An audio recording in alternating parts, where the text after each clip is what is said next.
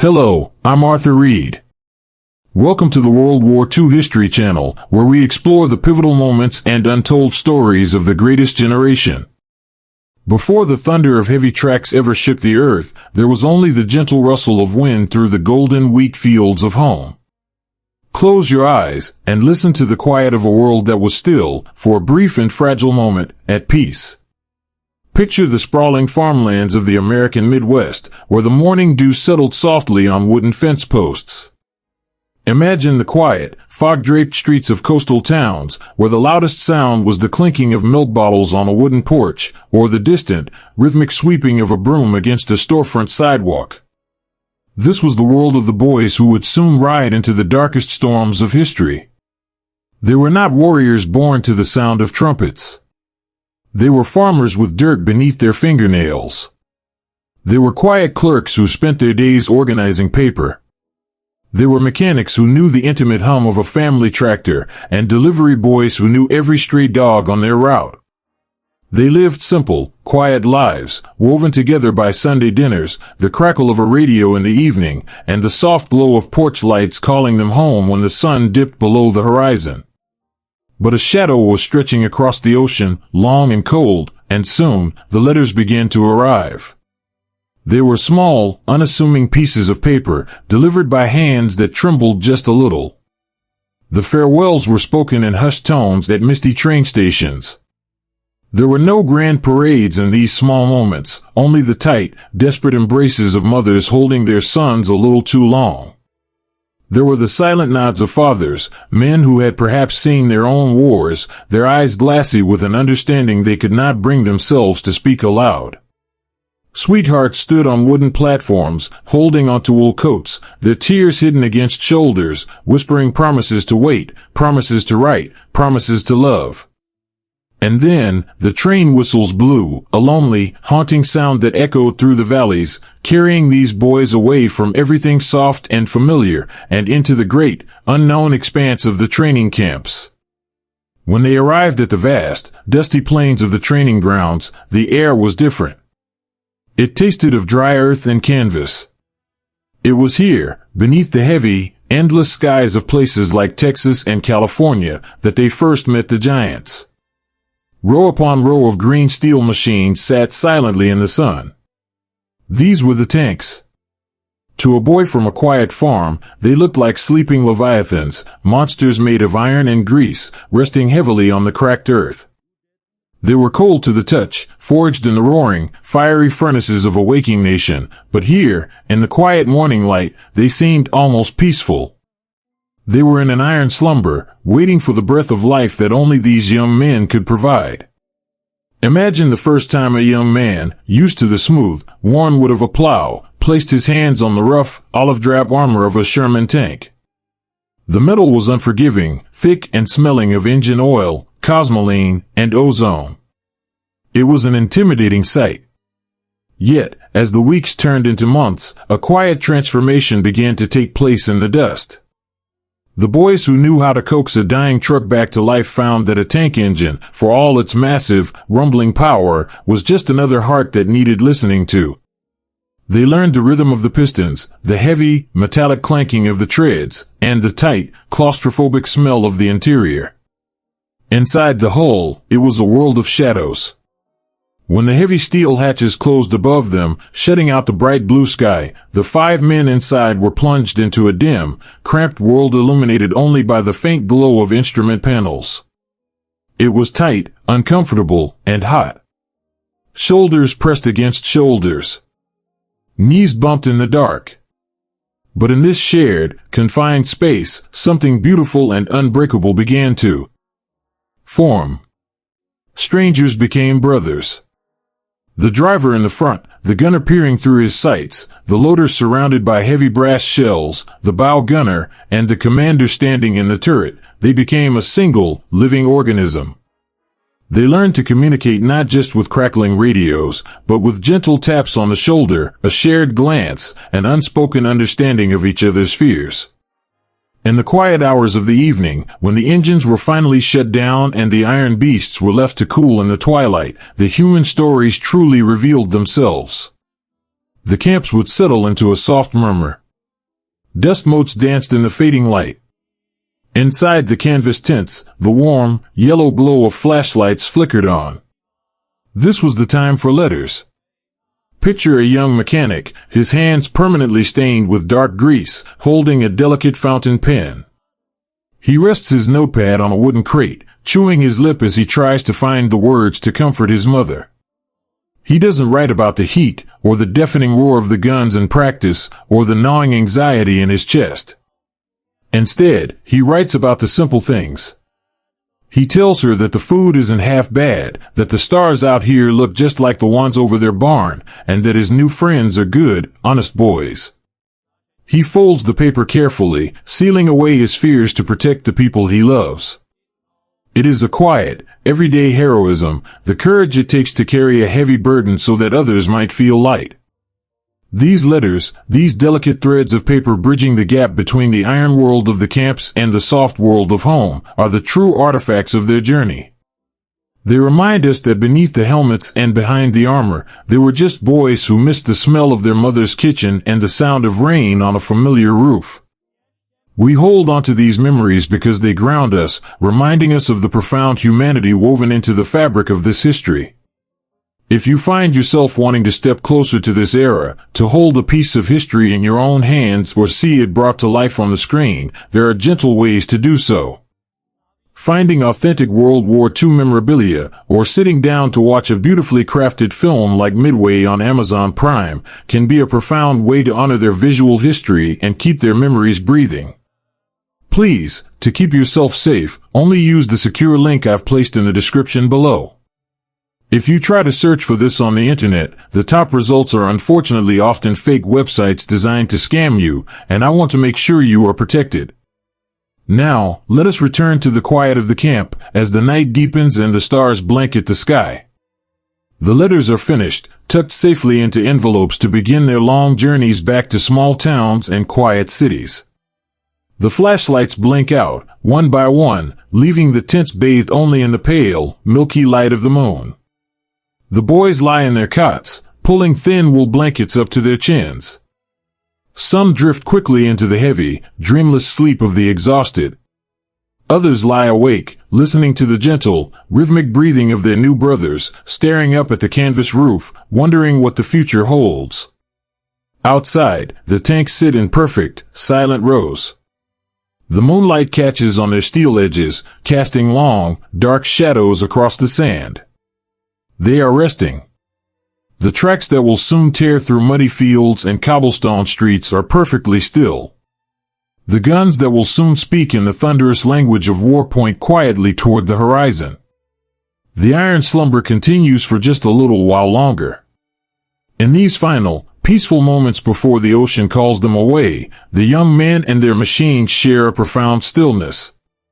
They are suspended in time, caught between the innocent world they left behind and the unimaginable trials that wait for them across the water. The fears are there, whispering in the dark, but so is a quiet resilience. They do not know yet how brave they will have to be. They do not know yet the terrors they will face, or the extraordinary tactics they will be forced to invent just to survive. But for tonight, they are simply sleeping boys and sleeping giants. The wind whispers through the camps, carrying the scent of sagebrush and cold metal. It is a gentle breeze, a soothing lullaby sweeping over the dusty plains, singing them to sleep. Let the night wrap around them, safe and calm. Let the iron slumber hold them in its quiet embrace, before the morning breaks, and the world changes forever. The soft, familiar lines of home slowly blurred into a canvas of gray mist, leaving only the endless, rolling deep. Watch the shoreline fade. For so many of these young men, the edge of the water was the edge of the known universe. They stood at the steel railings of the great, gray troopships, the collars of their wool coats turned up against the damp, salty wind, watching as the land they loved quietly slipped beneath the horizon. There were no cheers in this moment. There was only the gentle, rhythmic thrum of the ship's engines deep below their feet, and the sigh of the ocean parting before the heavy prow. The air was cold, carrying the sharp, unfamiliar scent of brine and distances they had only ever read about in schoolhouse books. Imagine the feeling of leaving everything you understand behind. Many of these boys had never seen an ocean. They had grown up with the steady, unmoving earth beneath their boots. They knew the rustle of cornstalks and the dry heat of a summer prairie, the familiar creak of a front porch swing, the distant chime of a town hall clock. Now, they were surrounded by an infinite expanse of dark, restless water. The world was suddenly fluid, shifting, swaying beneath them. It was a profound and quiet isolation, a suspension between the warm memories of yesterday and the shadowed unknowns of tomorrow. As night fell over the Atlantic, the ship transformed. The vast, open decks were cleared, and the men descended into the belly of the vessel. Down here, it was a different world. It was a labyrinth of narrow corridors and dim, red lights that painted the shadows with a soft, twilight glow. The air was thick with the heat of thousands of bodies, smelling faintly of damp wool, canvas, and the sharp tang of anxiety. They slept in towering stacks of canvas bunks, so close together that they could hear the gentle, breathing rhythm of the man above and the man below. In the dark, the ship creaked and groaned, a slow, metallic lullaby as it rode the long swells of the sea. It was in these quiet, claustrophobic hours that the armor of bravery was gently set aside. You could hear it in the darkness, the rustle of a man shifting on his narrow canvas cot, the quiet strike of a match as someone lit a cigarette to calm their nerves, the soft, whispered conversations passing from bunk to bunk. They talked of simple things to keep the darkness at bay. They whispered about the girls they had left behind, trying to describe the exact color of their eyes or the way they laughed. They talked about the meals their mothers used to make, hot apple pie cooling on a windowsill, roast beef with potatoes, the simple comforts of a Sunday table. They shared these memories like precious, fragile treasures, offering them to one another in the dark as a comfort against the unknown. It was a gentle, unspoken brotherhood. If a boy felt seasick, a canteen was quietly passed to him in the dark. If a young man wept softly for his home, the man beside him pretended not to hear, offering the dignity of privacy in a place where there was none. Deep down in the very lowest holds of the ship, beneath the sleeping men, rested the machines. The heavy green tanks were chained securely to the iron deck, resting in absolute blackness. They swayed slightly with the motion of the ocean, their tracks silent, their massive guns locked in place. Sometimes, in the quiet hours of the day, a tank crewman might wander down to the cargo hold just to lay a hand on the cold steel of his machine. It sounds strange, to seek comfort from a piece of iron, but for these young men, the tank was their anchor. It was a piece of solid ground in a shifting world. They would pat the heavy armor gently, checking the ties, whispering a quiet promise to the machine, hoping that when the time came, the machine would protect them in return. And always, there were the letters. In the soft, hazy light of the ship's mess hall during the day, you would see them.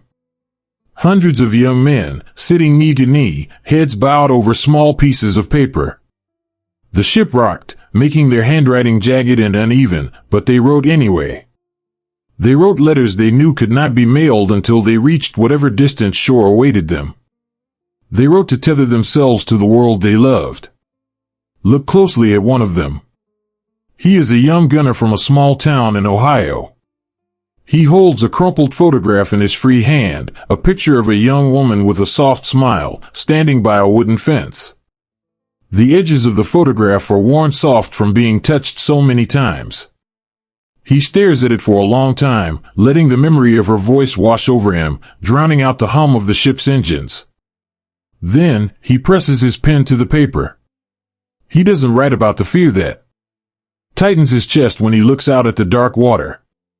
He doesn't write about the shadows beneath the waves. He simply writes, "The ocean is bigger than I thought, but my love for you is bigger still. I am safe. I am with good friends. We will be home soon." It is a beautiful, quiet lie, told out of the deepest love.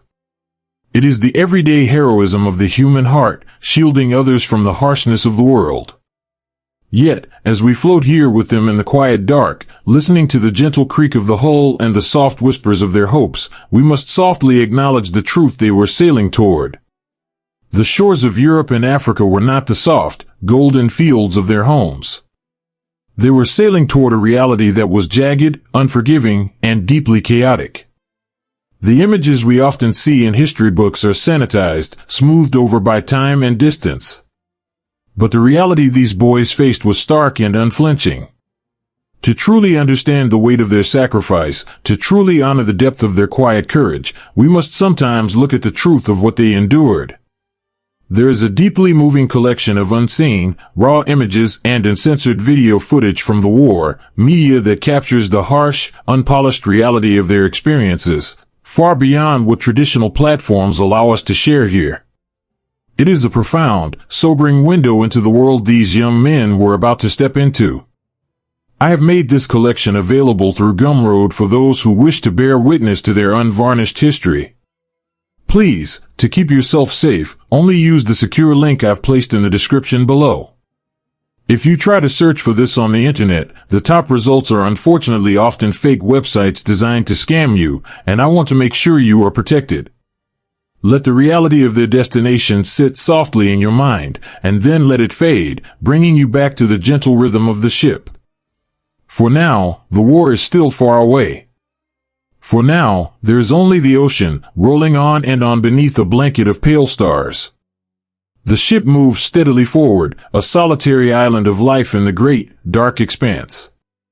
The whispers in the bunks slowly fade away as exhaustion finally overtakes anxiety.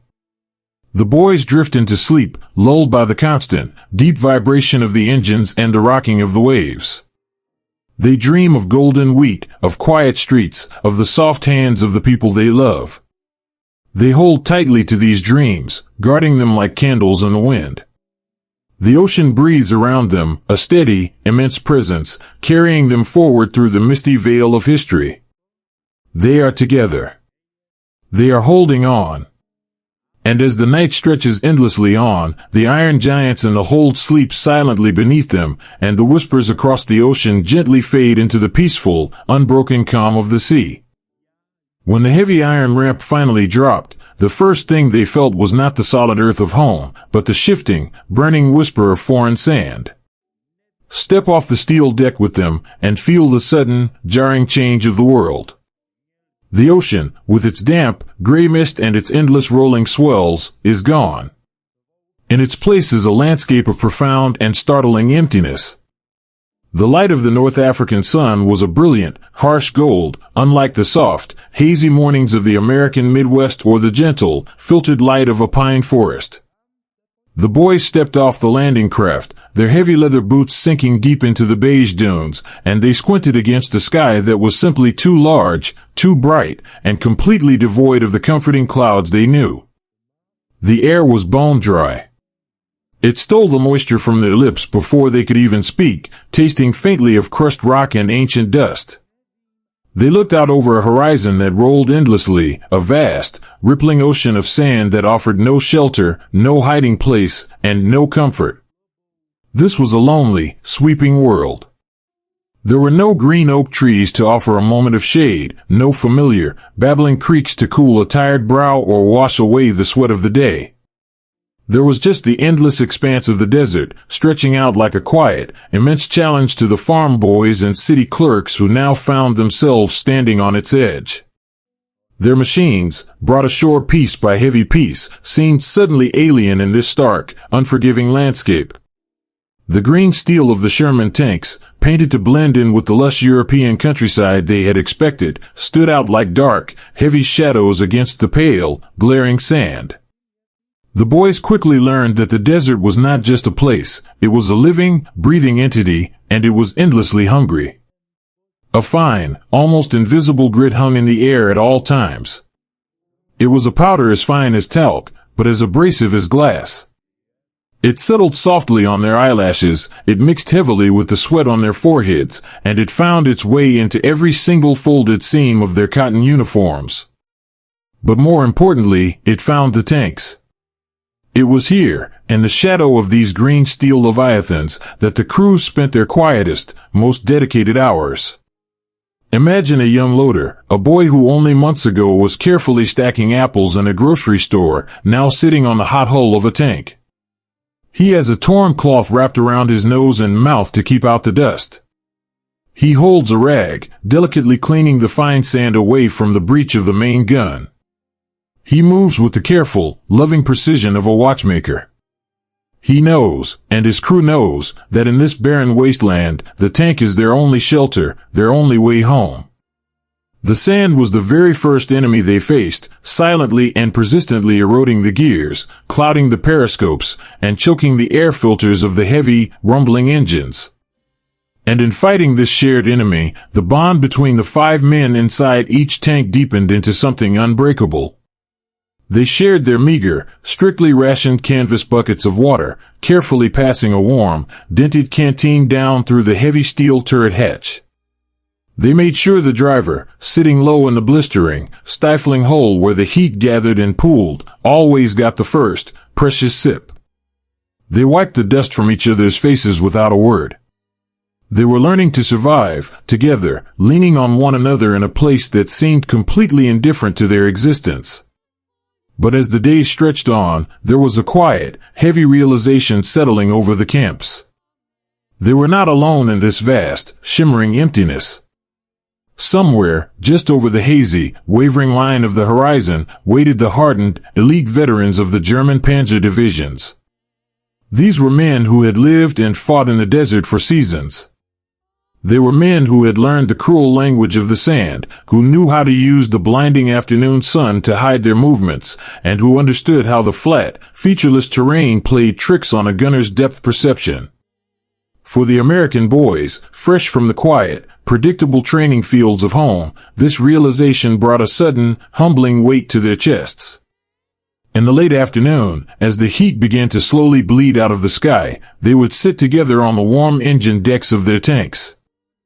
They would look out at the horizon, listening to the hot wind rustle against the canvas tarps, wondering if that low, distant rumble was just the wind playing tricks, or the approaching treads of something far more experienced and far more dangerous.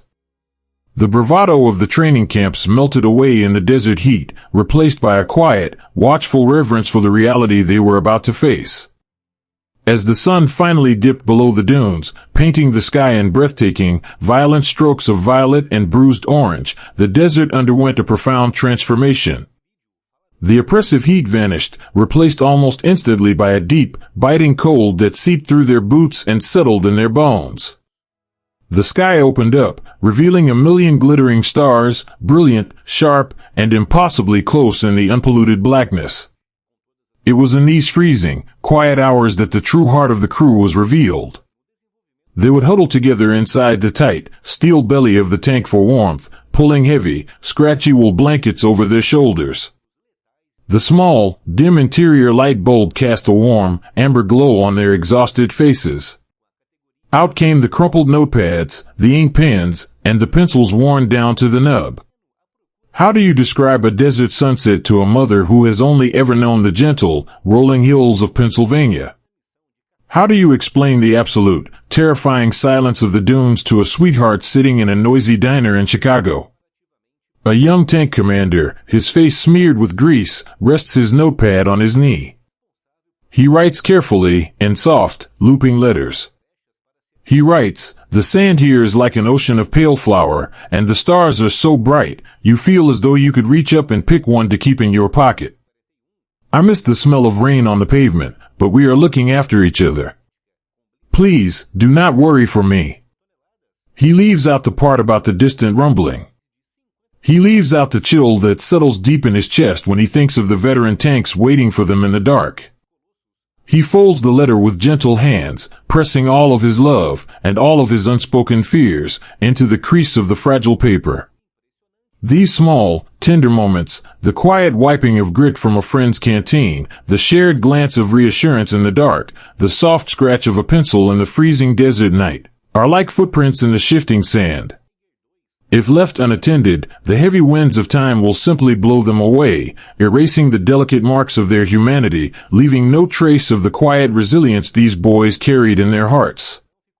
Uncovering these whispered memories, dusting off the forgotten, fragile letters, and weaving them into the great tapestry of history takes an immense amount of time, care, and dedicated research.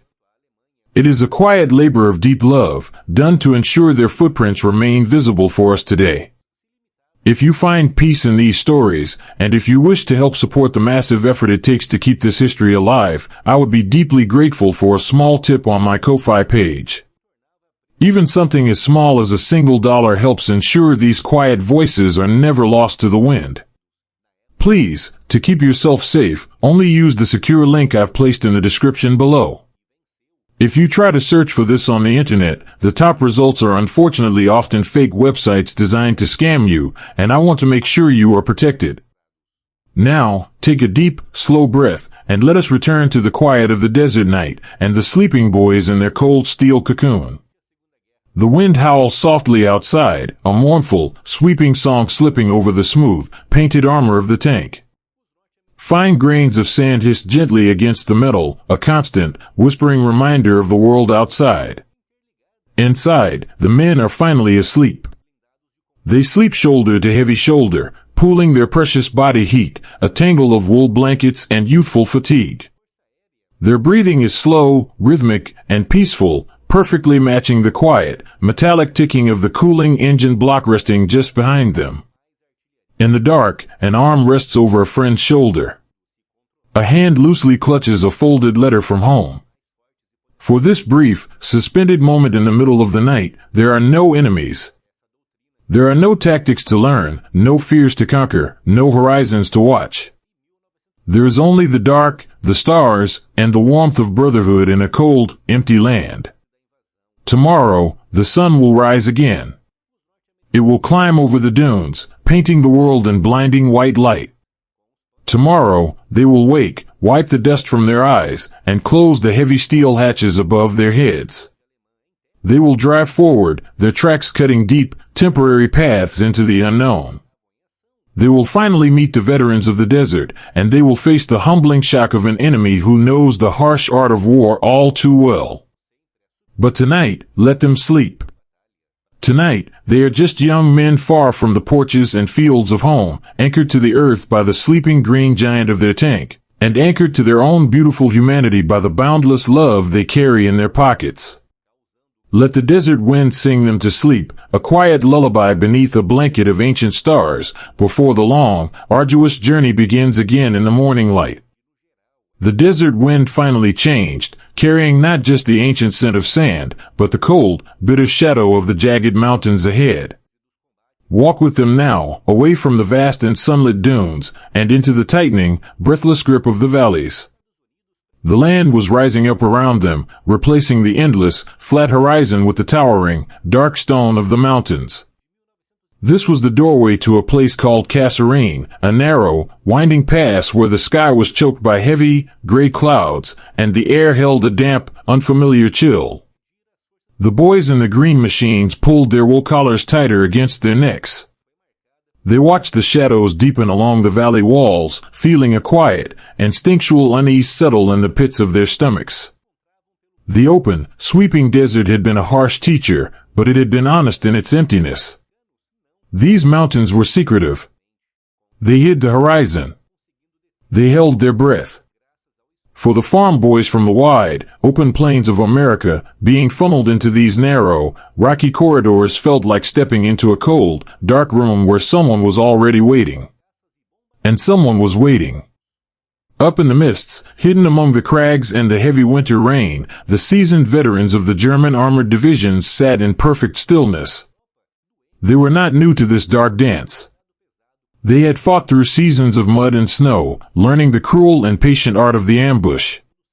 They knew how to let the eager, inexperienced Americans drive deep into the valley, waiting for the precise, devastating moment to strike. When the quiet of the mountains finally broke, it did not sound like the glorious, triumphant battles the boys had seen on the newsreels back home. It was a chaotic, terrifying thunder that rolled down the rocky slopes, a storm of fire and steel that tore through the freezing rain. Inside the narrow, claustrophobic belly of a Sherman tank, the world suddenly shrank to the size of a heartbeat. Picture a young driver, his hands gripping the metal steering levers so tightly his knuckles shine white in the dim, red glow of the instrument panel. The air inside the hull is suddenly thick with the smell of burning oil, cordite, and the sharp, metallic tang of fear. The noise outside is deafening, a heavy, rhythmic pounding against the earth, but inside, there is a suspended, terrifying silence. The commander, standing in the turret, peers through the narrow glass periscope. His breath fogs the glass. He sees shadows moving in the mist, heavy, lumbering monsters that seem impervious to the shells the young American gunners frantically send back into the dark. These are the fabled Panzers, machines forged by years of war, and in this brutal, heartbreaking moment, the boys realize that their own green steel is not an impenetrable shield. They are learning a terrible lesson, written in ash and dust. When the storm finally passed, and the heavy guns fell silent, the valley was left wrapped in a mournful, drifting smoke. The retreat was not a panicked flight, but a slow, sorrowful pulling back through the mud and the freezing rain. It was a deeply humbling walk through the shadows. The naive confidence they had carried across the ocean was left behind in that jagged pass, buried beneath the wet earth. That night, the camps did not hum with the gentle, hopeful whispers of the journey. The rain fell softly on the canvas tents, a constant, drumming sorrow. Inside, the air was heavy with an unspoken grief. The cots were pulled a little closer together, but there were empty spaces now. Small, quiet voids where a friend had slept just the night before. Imagine the tender, heartbreaking task of a young man, still shivering from the cold, kneeling beside an empty cot. He reaches out with trembling hands to gather his friend's belongings. There is a worn leather wallet. A pocket watch that has stopped ticking. A half-written letter resting on a blanket, the ink slightly smudged by the damp air. He folds these items carefully, wrapping them in a piece of clean cloth with the gentle reverence of a priest handling sacred relics. He does not cry out. The tears fall silently, tracking through the dirt and engine grease on his cheeks, dropping softly onto the canvas floor. This is the true, hidden cost of the lessons learned in the dark. It is the profound, quiet heartbreak of a boy realizing that he has suddenly become an old man, right there in the flickering light of a kerosene lamp. They were no longer playing at war. The school of ash and dust had stripped away all their illusions, leaving only a raw, shivering reality. Understanding this deeply emotional transition, understanding the true weight of the heartbreak they carried out of that valley, requires us to look beyond the sanitized pages of traditional history books. The reality of their grief, and the uncensored truth of the harsh world they were forced to navigate, is often too intense for everyday platforms. If you feel a quiet calling to journey deeper into these shadows, to hear the raw, unblurred history and connect with a community of gentle souls who honor these profound truths, I invite you to join our Patreon. There, we share free, deep-dive podcasts and unvarnished stories of these brave men. But please, to keep yourself safe, only use the secure link I've placed in the description below. If you try to search for this on the internet, the top results are unfortunately often fake websites designed to scam you, and I want to make sure you are protected. As the long, freezing night slowly bleeds into a pale, gray morning, a subtle shift begins to happen within the camp. The rain tapers off into a fine, clinging mist. In the dim light, a young mechanic walks out to the line of surviving tanks. They are battered, streaked with mud, and scarred by the brutal reality of the pass. But they are still here. And so is he. He reaches out, placing a bare, cold hand against the damp steel of his machine. He doesn't pat it with the naive affection he once had. Now, his touch is solemn. It is a quiet promise. Small fires begin to flicker to life around the camp. The men gather in tight, silent circles, holding dented tin cups of coffee. The warmth from the cups seeps into their numb fingers, a small, desperately needed comfort. They look at each other over the rising steam. Their faces are drawn, their eyes shadowed with a new, heavy wisdom. They do not speak of the terror in the valley. They do not need to. The shared understanding passes between them in the quiet meeting of their eyes. They had been broken in the valley, yes. But as they sit together in the morning mist, they realize they have not been shattered.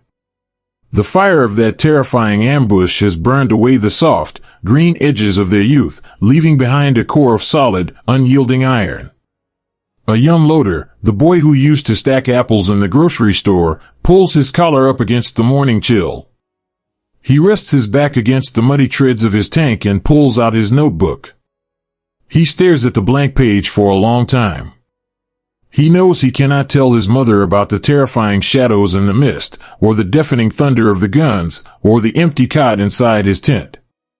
It would break her heart, and he is determined to carry that weight so she doesn't have to. Instead, he writes with a slow, deliberate hand. The mountains here are very tall, and the rain is cold. We had a hard day yesterday. But the boys are good. We are looking after each other. We are learning how to be stronger. He pauses, looking up at the gray sky, and then looks over at the mechanic, who is quietly working to repair a broken track link, refusing to give up. The loader smiles, just a little, a fragile, beautiful thing in the cold morning. He looks back at his paper and adds one final sentence. Do not worry about me. I am safe. And we will not be beaten. This is the quiet resilience born in the ashes. They did not wake up that morning as invincible heroes, free from fear. The fear was still there, a cold stone sitting heavy in their chests. But they had learned how to hold it. They had learned that courage is not the absence of terror, but the quiet, everyday heroism of standing up in the mud, wiping the ash from your face, and choosing to step forward into the dark one more time, simply because the boy standing next to you needs you. Let the mist of the mountains gently roll in, covering the camp in a soft, gray blanket. The school of ash and dust has closed its doors. The heavy, sorrowful lessons have been learned. The farm boys are gone, left behind in the rocky pass. In their place are quiet, determined men, forged in the fires of their first great heartbreak, ready to build new tactics, new strength, and a new brotherhood. Rest now, with them, in the quiet of the morning. The heavy rain has stopped. The wind has settled. The world is perfectly still, holding its breath for the new day, and the young men dream not of the homes they left behind, but of the strength they have finally found within themselves.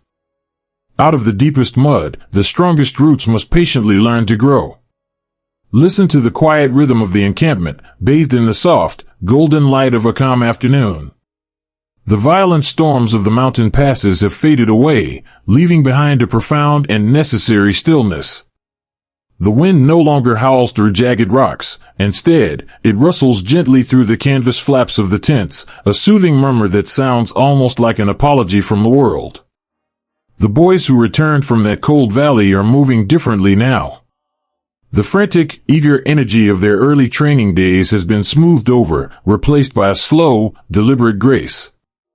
They do not rush. They step carefully, their boots softly pressing into the drying earth, carrying the quiet dignity of men who have seen the shadows and chosen to step back into the light. This is a time for healing. It is a time for quiet hands and steady hearts. Walk through the motor pool with them. The air here smells richly of damp earth, heavy engine grease, and the faint, sweet tang of freshly brewed coffee resting in dented tin cups on wooden crates. The tanks, their great, green leviathans, sit in long, patient rows. They are battered. Their paint is chipped, revealing the bright, raw steel beneath, like the scraped knees of a child who has fallen and is waiting to be bandaged. And that is exactly what these young men are doing. They are bandaging their iron giants. See the young mechanic, his coveralls dark with oil, humming a soft, nameless tune as he works. He holds a heavy steel wrench, but his hands move with the delicate precision of a surgeon. He is listening to the engine hum, his head tilted just a little, his ear pressed near the heavy metal grating. He knows the sound of a healthy piston, the steady, rhythmic heartbeat of the machine. When it coughs or sputters, he does not curse. He simply reaches in, his hands disappearing into the dark, greasy labyrinth of the engine block, coaxing it back to life with gentle, knowing adjustments. He treats the machine not as a tool of war, but as a wounded friend that simply needs a little care to find its voice again. In this quiet aftermath, a beautiful, unspoken symbiosis is forming. The boys are forging the green steel, but the green steel is also forging them. They are learning that the tank is not merely a vehicle, it is their shelter, their fortress, and their home. Watch a young crew spending their afternoon cleaning the interior of their machine. The heavy steel hatches are thrown wide open, letting the warm afternoon sun pour into the cramped, shadowy belly of the hull. They are sweeping out the dust of the valleys, wiping down the dials until they shine. And then, they begin to make it their own. With small, careful pieces of tape, a gunner secures a photograph above his sightline. It is a picture of a smiling girl with a ribbon in her hair, sitting on the front steps of a wooden porch. Beside the radio, the loader tucks a small, worn Bible, its pages softened by the damp air and constant handling. A driver, sitting low in his seat, takes a small pocket knife and gently carves his initials, and the initials of his sweetheart, into the thick leather of his headrest. They are filling the cold, empty spaces of the machine with their own warm humanity. They are breathing a soul into the iron. The most profound moment of this quiet forging comes when the paint cans are finally opened. The deep, olive drab paint smells sharp and new. With wide, soft brushes, the boys begin to cover the scars of their journey. They paint over the scratches left by the desert sand. They paint over the scorch marks left by the mountain battles. Stroke by careful stroke, they make the steel whole again. And then, with a smaller brush and a pot of white paint, the commander steps forward. The rest of the crew gathers around, a tight, quiet circle of brothers. The commander dips his brush and begins to carefully letter a name across the long, heavy barrel of the main gun. Sometimes it is a defiant name, a joke shared only among the 5 of them. But more often, it is a name whispered in the dark before sleep. Eleanor. Sweet Georgia. Mary, and naming the tank is a sacred, quiet ritual. It is a promise. By giving the machine the name of someone they love, they are trusting it to protect them. They are wrapping themselves in the memory of home, forging an armor that is infinitely stronger than steel. When the paint dries in the afternoon sun, they step back and look at her. She is no longer just a serial number rolling off a distant assembly line. She is theirs. And they are hers. As evening approaches, the sky turns a soft, bruised purple, and the clinking of tools slowly fades away. The camp settles into a deeply peaceful rhythm. Small fires are lit, crackling softly in the twilight. A care package has arrived from home, and a crew sits together on the warm engine deck of their newly painted tank, passing around a crushed tin of shortbread cookies. The cookies are stale, broken into crumbles from their long journey across the ocean, but to these boys, they taste like heaven. They taste like a quiet Sunday afternoon in Ohio. They taste like peace. One of the boys, leaning back against the steel turret, opens a small notepad. He balances it on his knee, the pencil feeling strange and light in his rough, calloused hands. He looks up at the stars, which are just beginning to peek through the fading light, and then he writes, "Dear Mother, the days have been quiet lately, and the sun feels good on our shoulders. We gave the tank a fresh coat of paint today. We named her after Aunt Sarah, because she is tough and she takes good care of us, even when we are clumsy. My friends are doing well. We sit together in the evenings and talk about the things we will do when we come home. I am thinking of planting a garden by the back fence. I think I would like to watch things grow for a while." He does not write about the shadows they left behind. He does not write about the fear that sometimes still visits them in the quiet hours of the night. He writes of gardens. He writes of Aunt Sarah. He is choosing to focus on the light, weaving his quiet resilience into the fragile paper. This is the everyday heroism that truly sustained them. It wasn't just the courage to face the thunder of the battlefield, it was the quiet, profound strength to hold on to their gentleness in a world that was trying to make them hard. It was the unseen effort, the quiet moments of care and repair behind the lines, that truly shaped the men who would eventually push forward to end the war. So much of history focuses on the loud, dramatic clashes, leaving the quiet, hidden efforts in the shadows. But those shadows hold some of the most fascinating and deeply human stories of resilience and ingenuity. There were entire operations, quiet movements of bravery and secret dedication that quietly shifted the tides of history without ever making the front page of a newspaper. If you find yourself drawn to these forgotten facts and the hidden heroes who worked out of sight, I would love to share more of them with you. I invite you to join my free email newsletter, where I send out a complimentary ebook called The Shadow War: 5 Top Secret Operations That Shaped World War II. It is a gentle, deep dive into the quiet courage that history often overlooks. Please, to keep yourself safe, only use the secure link I've placed in the description below. If you try to search for this on the internet, the top results are unfortunately often fake websites designed to scam you, and I want to make sure you are protected. Now, take a deep, slow breath, and let the quiet of the evening wash over you once more. The camp is almost completely dark now. The small fires are dying down to glowing red embers, casting long, soft shadows across the tents. The boys are climbing into their sleeping bags, pulling the heavy canvas covers up to their chins. They are exhausted, but it is a good, clean exhaustion. It is the tiredness of a day spent building, repairing, and healing.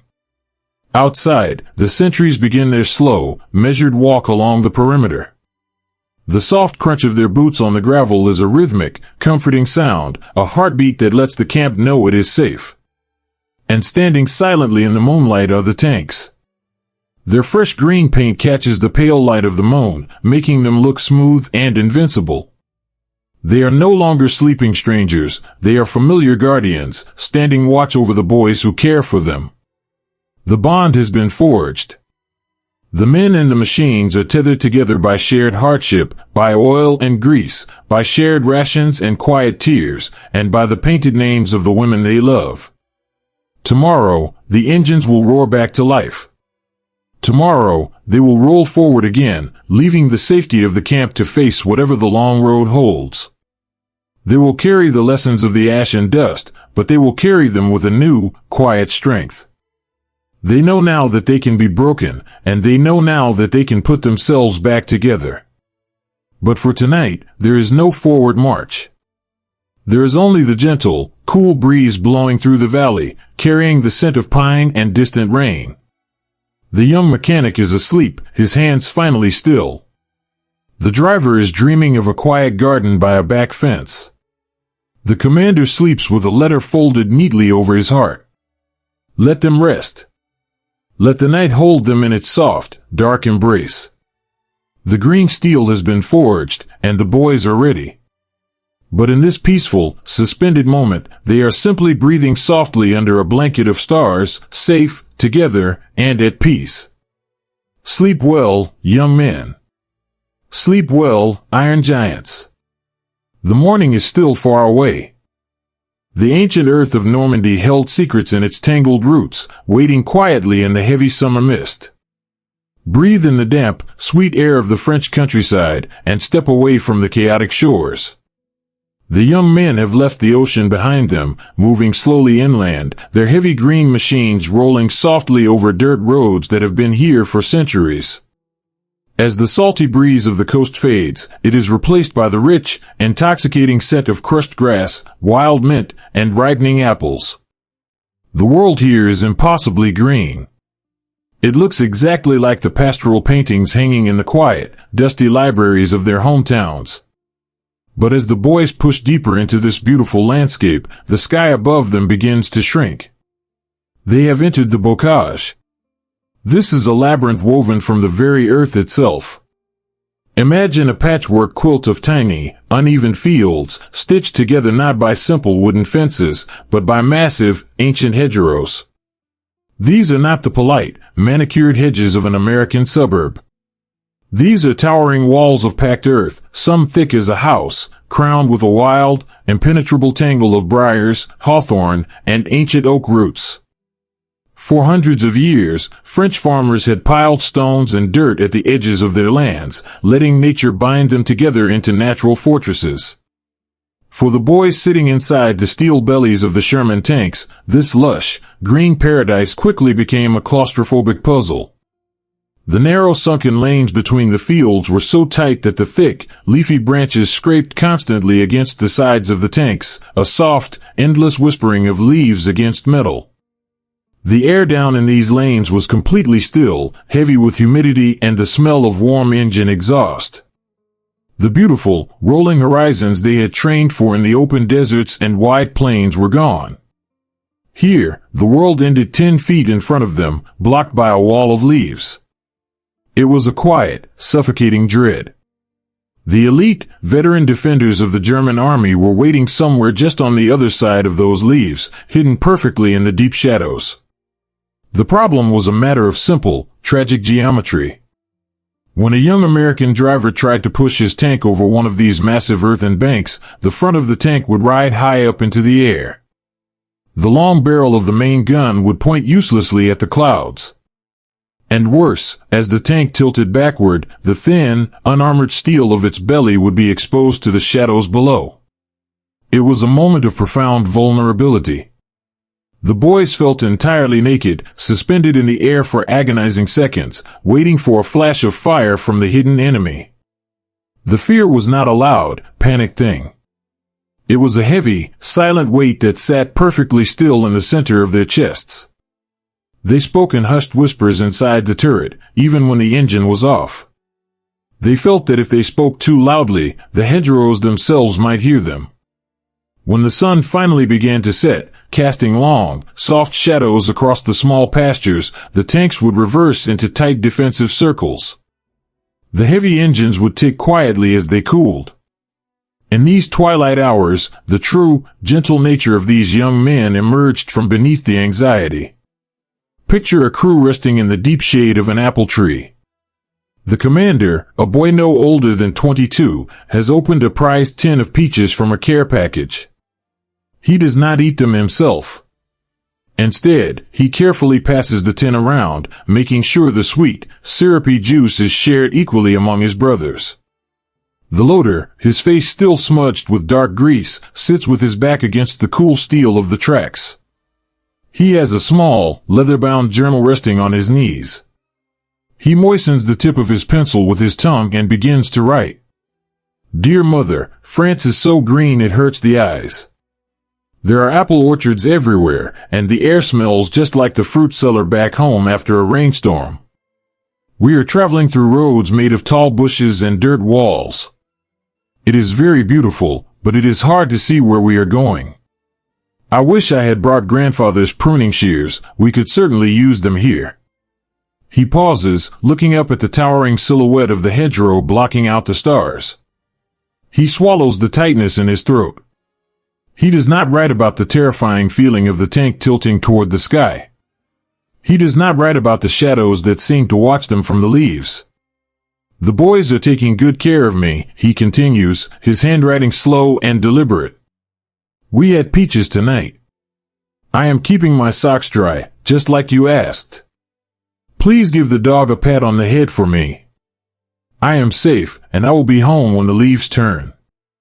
It is this profound, everyday heroism, the deep desire to protect their loved ones from the harsh realities of their world, that truly defined them. But the puzzle of the labyrinth remained, and it was not a problem that could be solved by generals pointing at maps in distant, comfortable rooms. It had to be solved here, in the dirt, by the boys who knew how the earth worked. The answer came not from a textbook, but from the quiet memory of a farm boy. Imagine a young cavalryman named Curtis, a boy who had spent his entire childhood driving heavy steel plows through the stubborn, rocky soil of his family's farm in New Jersey.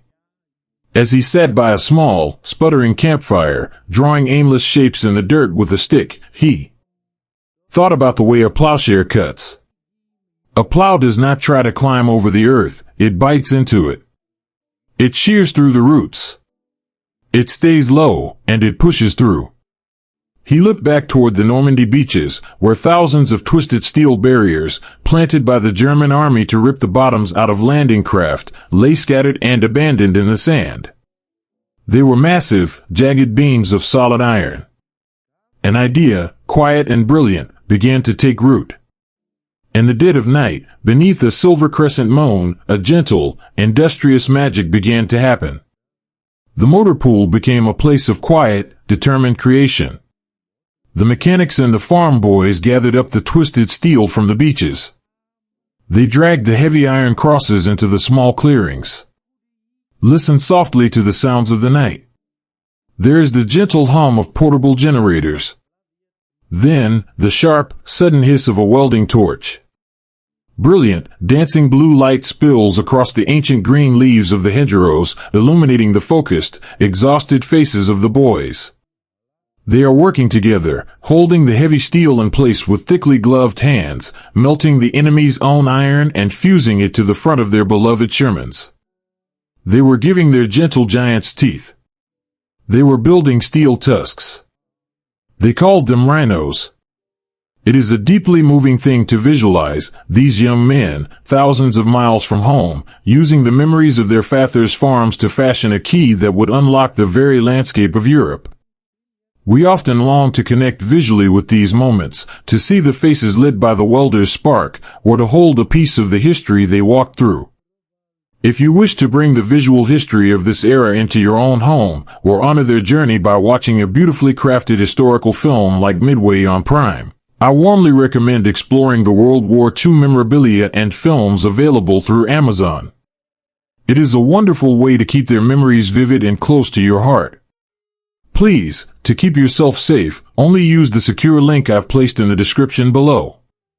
If you try to search for this on the internet, the top results are unfortunately often fake websites designed to scam you, and I want to make sure you are protected.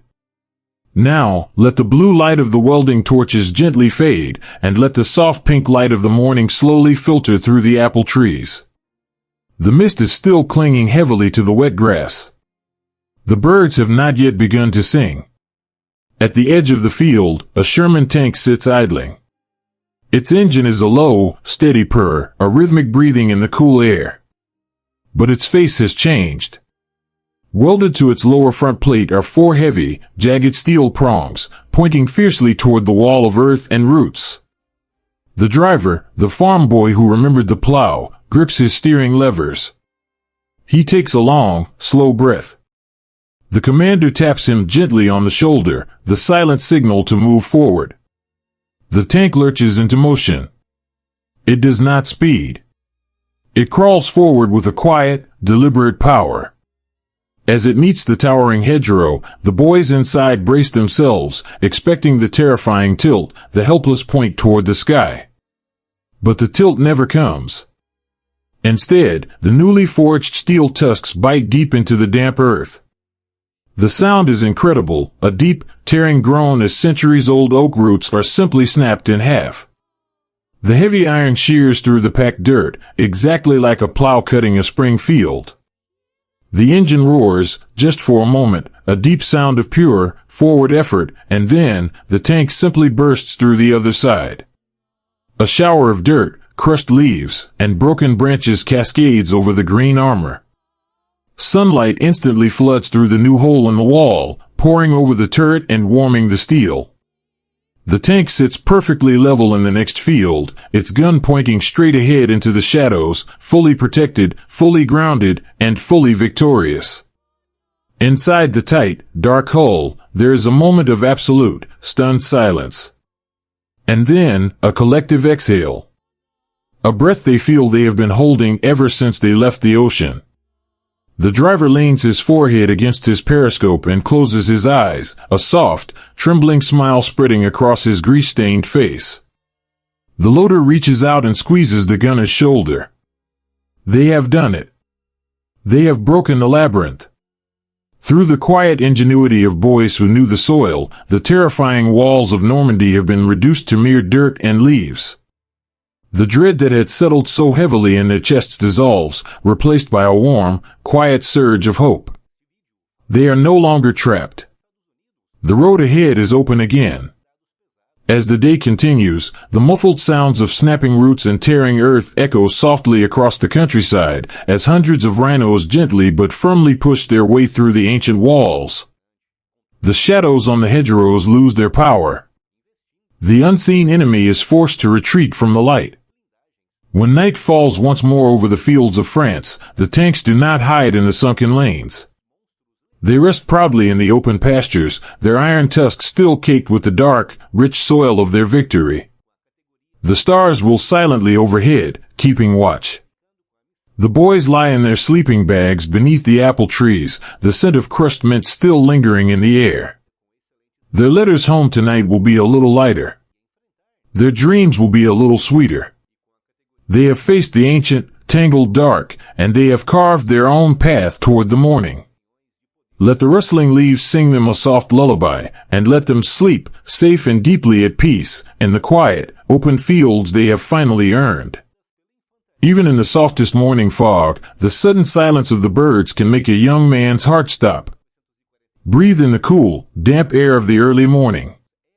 We have left the tangled roots of the hedgerows behind, and the landscape has opened up into wide, rolling fields. But today, the world is hidden. A thick, heavy mist has rolled in during the night, settling over the earth like a cool, wide ocean. It erases the horizons. It swallows the distant trees, turning them into pale, reaching ghosts. For the young men sitting inside their green machines, this fog is both a blessing and a deeply terrifying curse. It hides them from the world, wrapping them in a quiet, private cocoon, but it also hides the world from them. Inside the quiet, cramped belly of the tank, the air is freezing. The heavy steel walls offer no warmth, only a cold surface that gathers the morning dew. Drops of condensation form on the low ceiling of the turret, swelling slowly before falling with a soft, rhythmic tap onto the heavy canvas coats of the crew. They sit in the dim, gray light, their shoulders pressed together, their breath rising in pale, slow plumes. They do not speak. They are listening. They are listening because of the whispers they have heard around the campfires. For weeks, stories had been drifting through the camps like smoke. The boys had heard hushed tales of the German giants. They had heard of machines so heavy the earth trembled beneath them, clad in thick, sloping steel that seemed completely immune to the desperate fire of the American guns. They called them tigers. They called them panthers. But to these farm boys from the bright, open plains of home, they were simply leviathans, mythical, lumbering monsters prowling the misty oceans of Europe. Imagine the psychological weight of sitting in the fog, knowing that somewhere out there in the white, a leviathan is hunting. The fear is not a loud, panicked thing. It is a quiet hum in the blood. It is a tightness in the throat. The commander, standing with his head just poking out of the top hatch, feels the cold mist settling on his eyelashes. He strains his ears, trying to separate the natural sounds of the wind from the unnatural sounds of war. Below him, the driver rests his hands lightly on the steering levers. He is a young boy from a quiet town in Indiana, and in his left pocket, he holds a small, smooth wooden carving of a robin. His grandfather had whittled it for him before he boarded the train. He rubs the smooth wood with his thumb, a secret, gentle prayer for protection in the dark. Suddenly, the commander gently taps his foot against the gunner's shoulder. It is the unspoken signal. Cut the engine. The driver pulls the switch, and the heavy, rhythmic purr of their own machine coughs and dies. The sudden silence is absolute, ringing heavily in their ears. Now, there is only the sound of their own breathing, the soft ticking of the cooling engine block, and the vast, white emptiness outside. And then, they hear it. It does not sound like a machine. It sounds like a slow, rhythmic heartbeat deep within the earth. It is a low, heavy vibration that climbs up through the damp soil, through the steel tracks of their tank, and directly into the soles of their boots. Thud. Thud. Thud. Along with it comes the faint, eerie shriek of dry metal grating against metal, groaning under an impossible weight. The Leviathan is out there. It is moving through the mist. Inside the Sherman, the boys hold their breath. The loader, a tall, gentle young man who used to bake bread with his mother, slowly and carefully wipes a cloth over the brass casing of a shell. He moves with agonizing slowness, terrified that the slightest clink of metal will give them away. He looks across the narrow space at the gunner. The gunner is staring intently through his narrow glass sight, seeing nothing but swirling white fog. But his hands are steady on the elevation wheels. They share a look, a profound, wordless exchange of love and terror. I am here. I am with you. We will not run. This is the moment where the true strength of these boys shines through the fog. They realize, as they listen to the lumbering giant groaning in the mist, that the Leviathan is heavy and powerful, but it is blind. Its thick armor comes at a cost. The men inside the German giants are trapped in heavy steel boxes, looking out through tiny, narrow slits. Their turrets turn slowly. They are isolated from the world around them by the very metal that protects them. But the American boys are different. They are agile. They have learned to move like shadows. And most importantly, they are profoundly connected to one another. They do not rely solely on thick armor. They rely on the gentle tap on the shoulder, the shared glance, the absolute, unwavering trust in the boy sitting next to them. The commander does not order them to charge blindly into the white. He knows that to fight the Leviathan head-on is a tragic mistake. Instead, he leans down and whispers, so softly it barely carries over the sound of the dripping condensation. Back us up. Slow and quiet. Into the trees. The driver gently, masterfully coaxed the engine to a low, muffled idle. He pulls back on the levers, and their green machine slowly, softly rolls backward, melting seamlessly into a dark cluster of dripping pines. They become part of the forest, completely still, hidden in the shadows of the branches. From their hidden sanctuary, they watch the fog part. A massive, gray shadow pushes through the mist, just yards away from where they had been sitting.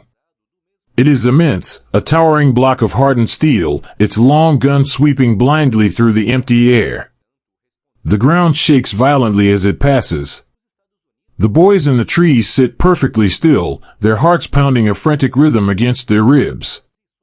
They watch the blind Leviathan lumber past, ignorant of their presence, searching for a fight that the boys have wisely chosen not to give. It is a quiet, stunning victory. They have outsmarted the monster not with fire, but with patience and brotherhood. Later that evening, when the fog has finally burned away and the sun has warmed the damp steel of their home, the gunner will pull out his crumpled notepad. He will sit on the back deck of the tank, feeling the residual heat of the engine seeping into his tired muscles. He will write a letter to his older brother, trying to explain the unexplainable. We saw one of the giants today in the mist, he will write, his pencil moving slowly. It was bigger than a house, and it made the ground shake like an earthquake. I was scared. We were all scared. But the captain kept us calm, and Thomas drove us into the trees quiet as a mouse. We let it walk right by us.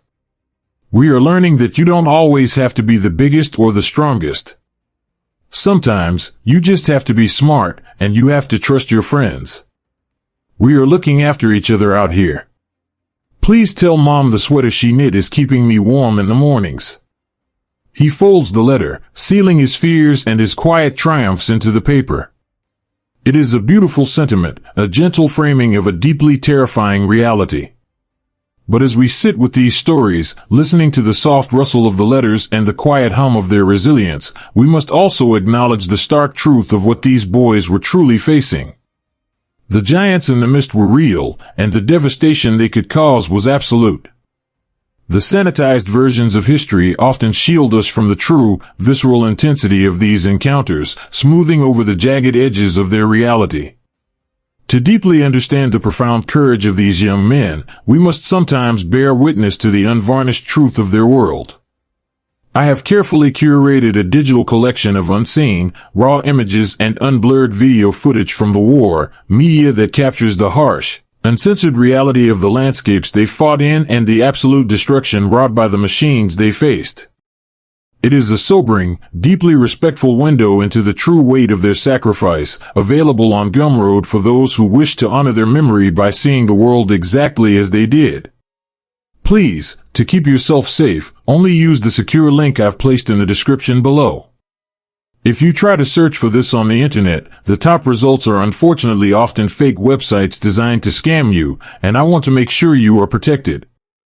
Now, take a deep, cleansing breath, and let the harsh images fade, returning once more to the quiet sanctuary of the hidden pines. The heavy, rhythmic thud of the Leviathan slowly fades into the distance, swallowed once again by the white ocean of the mist. The vibration in the earth stops. The eerie squeal of the tracks becomes a distant memory. Inside the hidden Sherman, a collective, trembling sigh fills the cramped space. The driver lets go of the steering levers, his hands shaking just slightly, and he reaches into his pocket to touch the wooden robin one more time. The loader rests his forehead against the cold brass of the shell in his lap, closing his eyes in silent, exhausted gratitude. The commander drops down from the hatch, sealing it shut above them. He looks around at his crew, his boys, his family in the dark. He doesn't give a speech. He doesn't need to. He simply reaches into his heavy coat, pulls out a small, foil-wrapped stick of peppermint gum, breaks it into 5 small pieces, and passes them around in the dim light. It is a tiny, beautiful gesture. It is a shared taste of home, a sweet celebration of life in the center of the dark. Outside, the sun finally begins to conquer the fog. The brilliant golden rays pierce through the white canopy, touching the wet leaves of the pines and making them sparkle like diamonds. The mist breaks apart, dissolving into thin, harmless ribbons of vapor, revealing a clear, bright blue sky above. The world is wide and visible once again. The monsters have retreated into the shadows. For now, the boys are safe. They chew their peppermint in silence, listening to the gentle, returning song of the birds, letting the warmth of the sun soak into the green steel of their home, resting quietly before the long road calls them forward once more. To survive the gaze of a monster, you must first learn how to turn into the wind. Breathe in the cool, damp air of the European woodland. We are deep in a lush, ancient forest, where the earth is soft with moss and the air smells of pine needles and recent rain. The thick canopy above filters the afternoon sun into gentle, dancing pools of golden light on the forest floor. In this quiet sanctuary, the American crews have come to understand a harsh and heavy truth. They know their green steel machines cannot stand perfectly still and trade blows with the gray leviathans of the enemy. The German tanks are too heavy, their armor too thick, their reach too long. To stand still in this landscape is to invite the shadows to take you. But these young men, farm boys and city clerks, mechanics and delivery drivers, are not outspirited. They realize that stillness is a trap, but speed is a gift. To live, they must become like the water in the creeks they played in as children, flowing rapidly around the immovable stones. They must become a whisper in the trees. They must learn to dance. Inside the tight, dim belly of the Sherman tank, the engine is not just a machine, it is a beating heart. The driver, a quiet boy from a dusty, sun-baked town in Texas, rests his hands lightly on the worn metal steering levers. Before he crossed the ocean, he used to drive a beat-up delivery truck, knowing every rut, bump, and curve of his hometown roads by memory. He knew how to make a heavy machine glide over the earth. Now, he must read the muddy, cratered soil of Europe with that same intimate touch. The crew trusts him completely. When the commander whispers to move, the driver does not hesitate. He feels the pedals beneath his heavy boots, the deep, vibrating rumble of the cylinders warming his back. In this desperate ballet, he is the lead dancer, and the heavy green tank is his partner. The tactic they invent is born of pure, quiet necessity. It is a desperate, beautiful routine of survival. They call it shoot and scoot, but in the quiet of their own hearts, it is a dance of smoke and mirrors. Picture a heavy, gray enemy machine resting at the far edge of a bright, open meadow, its long, deadly gun slowly searching the tree line, looking for the Americans.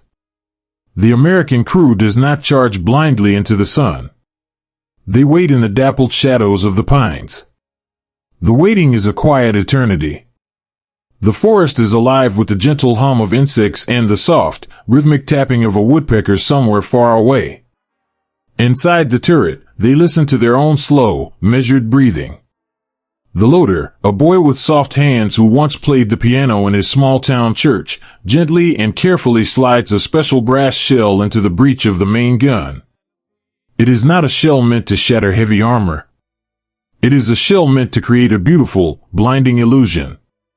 The commander rests a hand on the gunner's shoulder. He nods in the dim light. The gun fires. It is a sudden, sharp thunderclap that briefly silences the forest birds. But instead of an explosion of dirt and fire across the meadow, the shell bursts into a brilliant, blooming cloud of pure white smoke directly in front of the enemy giant. It blossoms like a sudden, massive winter storm, thick, pillowy, and completely impenetrable. The gray monster is instantly blinded, completely swallowed by the white fog. In that exact, breathless fraction of a second, the commander taps the driver's back. The Texas boy pulls his levers. The green machine bursts from the tree line, its engine roaring into life, its heavy steel tracks tearing at the soft earth. They do not run away, they run in a sweeping, graceful arc around the edge of the blinding white cloud. They move faster than the heavy enemy turret can turn to find them. It is a terrifying, beautiful sprint. For a few agonizing seconds, they are completely exposed in the open meadow, relying only on the speed of their engine, the thickness of the white smoke, and the sheer, steady nerve of the boy at the controls. Inside the turret, the men are thrown against the cold steel walls. Their teeth rattle with the vibration of the tracks. They hold their breath until their lungs ache, their eyes wide in the dim light. The gunner keeps his eye pressed firmly against his narrow glass sight, waiting for the briefest, fleeting opening as they flank the bewildered giant trapped in the fog. They fire one quick, desperate shot at the monster's vulnerable side, a flash of fire in the blinding white, and then, without slowing down, they vanish once more into the safety of the next grove of trees.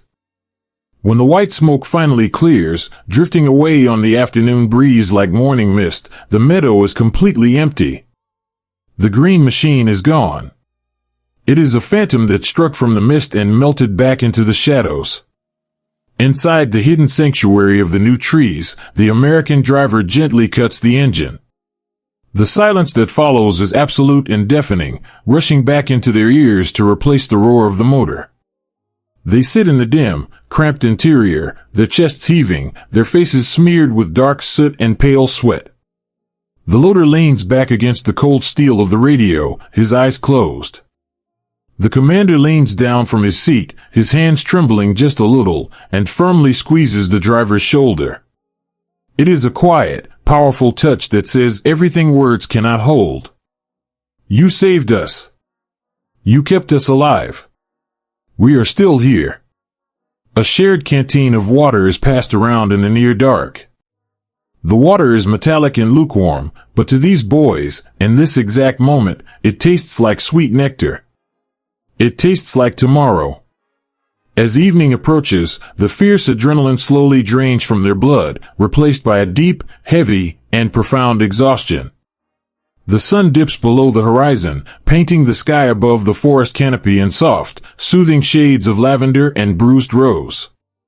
The birds settle into their nests, and the woods grow wonderfully still. The crew climbs out of their iron shell, sitting together on the warm engine deck. They open cold rations from small tin cans, sharing quiet smiles, the simple act of eating grounding them back to reality. The piano player, the gentle loader, pulls out a folded piece of paper and the stub of a pencil. He rests the paper on his knee, looking out into the darkening woods. He writes a letter to his younger sister. He does not tell her about the paralyzing terror of racing past the gun of a monster. He does not tell her how close the shadows came to swallowing them whole in the meadow. Instead, he writes about the magic. We played a grand game of hide and seek today, he writes, his handwriting looping, graceful, and steady. We made a cloud appear right out of thin air, just like the magicians we used to see at the county fair in the summer. And while everyone was looking at the beautiful white cloud, we snuck right by, quiet as a fox. I wish you could have seen it. It was a wonderful magic trick. I am keeping my head down, and the boys say hello. I miss the sound of your laugh, and I hope the garden is growing well. He folds the paper carefully, sealing away his fear, protecting her innocence with his own quiet, everyday heroism. He is a shield of love, far away from home. These delicate, human moments, these fragile letters written with trembling hands on the back of a warm tank, these shared canteens in the quiet dark, are the true heart of our history. They remind us that behind the brilliant tactics and the heavy armor, there were just young boys, frightened but immensely brave, trying to find a way back to the people they loved. Finding these stories, dusting off the forgotten letters, and weaving them into a space where we can remember them softly and respectfully, takes a massive amount of dedicated research and quiet time.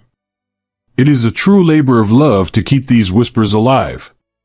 If you find comfort in these stories, and if you wish to help support the massive effort it takes to preserve this history, I would be deeply grateful for a small tip on my Ko-Fi page. Even something as small as $1 helps ensure these quiet voices are never lost to the wind. Please, to keep yourself safe, only use the secure link I've placed in the description below. If you try to search for this on the internet, the top results are unfortunately often fake websites designed to scam you, and I want to make sure you are protected. Now, take a deep, slow breath, and let us return to the quiet grove, where the night has finally settled over the weary dancers. The sky above the branches becomes a tapestry of silver stars, bright and watchful over the sleepy world. The heavy green tank sits completely motionless beneath the pines. Its engine is finally cold. Its steel tracks still carry the fresh, damp mud of their desperate flight, but it is no longer a machine of war. Tonight, it is just a safe, dark room, guarding the boys who sleep within its heavy walls. They lie close together in the cramped hull, sharing the warmth of their bodies beneath heavy wool blankets to keep out the evening chill. The Texas driver sleeps deeply, dreaming not of white smoke, but of dusty, familiar roads, of wind in his hair and the endless, peaceful horizons of home. The loader dreams of ivory piano keys, of soft music filling a sunlit parlor while his sister laughs nearby. The commander sleeps lightly, with a hand resting near the heavy hatch, a silent, caring guardian even in his dreams. The dance is over for today. The smoke has completely faded into the clear, cool air of the night. There are no monsters in the dark right now. There is only the gentle breeze rustling the pine needles above them, singing a soft, soothing lullaby. Let them sleep, safe in the shadows they have made their own, breathing softly, peacefully, until the dawn. When the golden leaves of Europe finally fell, they did not flutter on a gentle breeze, they were beaten into the earth by an endless, weeping sky. Breathe in the cool, deeply damp air of the turning season.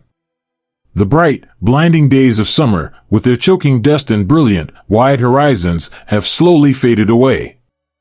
In their place, a heavy, gray ceiling has settled over the world. The autumn rains have arrived, and they have brought with them a profound and sweeping change. It is a slow, methodical rain. It does not rage, it simply falls, day after day, turning the earth from a firm, reliable friend into a thick, greedy ocean of brown mud. For the farm boys and city clerks who had crossed the ocean to fight a war of speed and movement, this endless rain changed everything. The grand, sweeping tactics they had learned on the dry plains of America were suddenly swallowed by the mire. Moving their heavy green machines became a slow, agonizing struggle. The mud pulled at their heavy steel tracks, thick and sticky, turning every mile into an exhausting, groaning slog. The war had slowed down to a crawl, and the landscape itself had become just as formidable an enemy as the giants they hunted in the mist. But step out of the gray, weeping woods, and come inside. Come into the tight, shadowy belly of the Sherman tank. When the heavy steel hatches were pulled shut against the storm, the tank transformed. It was no longer just a weapon, it was an iron canopy, a tiny, floating island of refuge in a sea of freezing mud. Inside, the world was completely defined by the sound of the rain. It drummed against the heavy steel roof, a constant, rhythmic tapping, like thousands of tiny fingers asking to come in. It was a deafening sound, but strangely, it was also a deeply soothing one.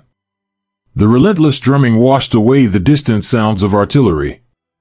It washed away the low, terrifying rumble of enemy engines. It wrapped the 5 boys inside in a private, acoustic cocoon, isolating them completely from the chaotic world outside. Yet, the iron canopy was a harsh protector. The thick steel walls held no heat. As the days grew shorter and the autumn air grew biting and bitter, the cold began to seep into the very bones of the machine. It crept up through the floor plates. It clung to the heavy, unexploded brass shells resting in their racks. Condensation formed on the low ceiling, gathering into thick, icy drops that would fall unexpectedly down the backs of their necks. Everything they touched was damp. Their heavy wool uniforms, designed to keep them warm, were perpetually heavy with moisture, smelling faintly of wet earth, engine oil, and the sharp, metallic tang of the damp interior.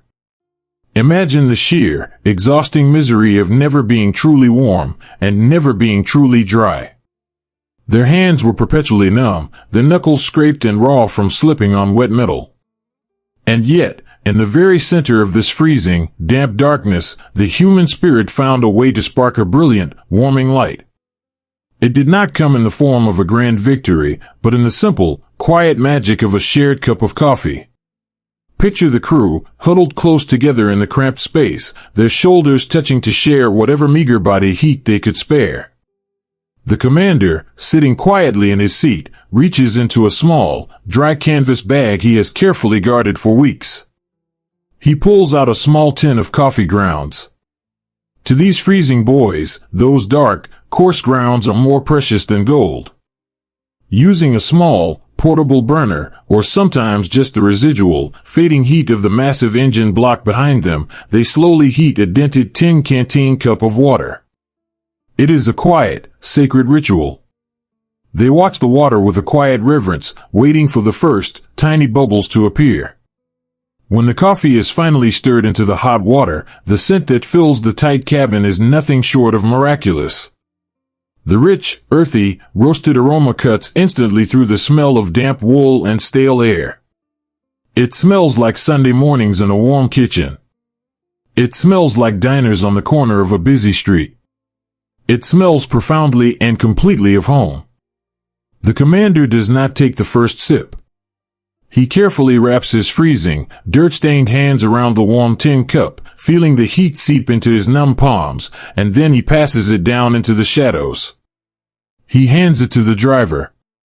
The driver takes the cup with trembling fingers. He brings it to his lips and takes a small, slow sip. You can almost see the warmth spreading through his chest, thawing the ice in his blood. He closes his eyes, a soft, weary sigh escaping his lips. He holds the cup for just a moment longer, savoring the heat against his skin, before gently tapping the loader on the knee and passing it along. This single, battered cup of coffee makes its way around the entire tank. 5 young men, sharing one small beacon of warmth in a freezing world. They do not speak. They simply meet each other's eyes in the dim, red glow of the instrument panel, sharing a profound, wordless gratitude. It is a moment of pure, everyday heroism, the beautiful, quiet choice to share comfort, to prioritize the warmth of a brother over the chill in one's own bones. It is the tactical mastery of the human heart, keeping the soul alive when the earth tries to freeze it shut. When the coffee is gone, the warmth lingers just a little while longer in their chests. The loader, feeling a fleeting moment of comfort, pulls his heavy canvas coat tighter around his shoulders. He reaches into his breast pocket and pulls out a small, folded piece of paper and a pencil. He rests the paper on his knee, using his flashlight to cast a small, pale circle of light onto the page. He is writing to his wife, a young woman waiting for him in a small, quiet town by the sea. He stares at the blank paper, listening to the relentless, heavy drumming of the rain on the steel roof just inches above his head. He shivers, a deep, full-body tremor that he cannot suppress. But when he touches the pencil to the paper, his words are soft and steady. He writes, "My darling, it has been raining here for days. It is a soft, steady rain, and when it hits the roof of the tank, it sounds exactly like the rain on the tin roof of our porch back home. Do you remember those evenings? When we would sit on the swing, wrapped in a blanket, listening to the water wash the world clean? I am sitting here now, listening to the exact same sound, and I am pretending that I am on that swing with you." He pauses, rubbing his numb thumb over the smudged graphite. He does not tell her about the freezing mud that threatens to swallow them.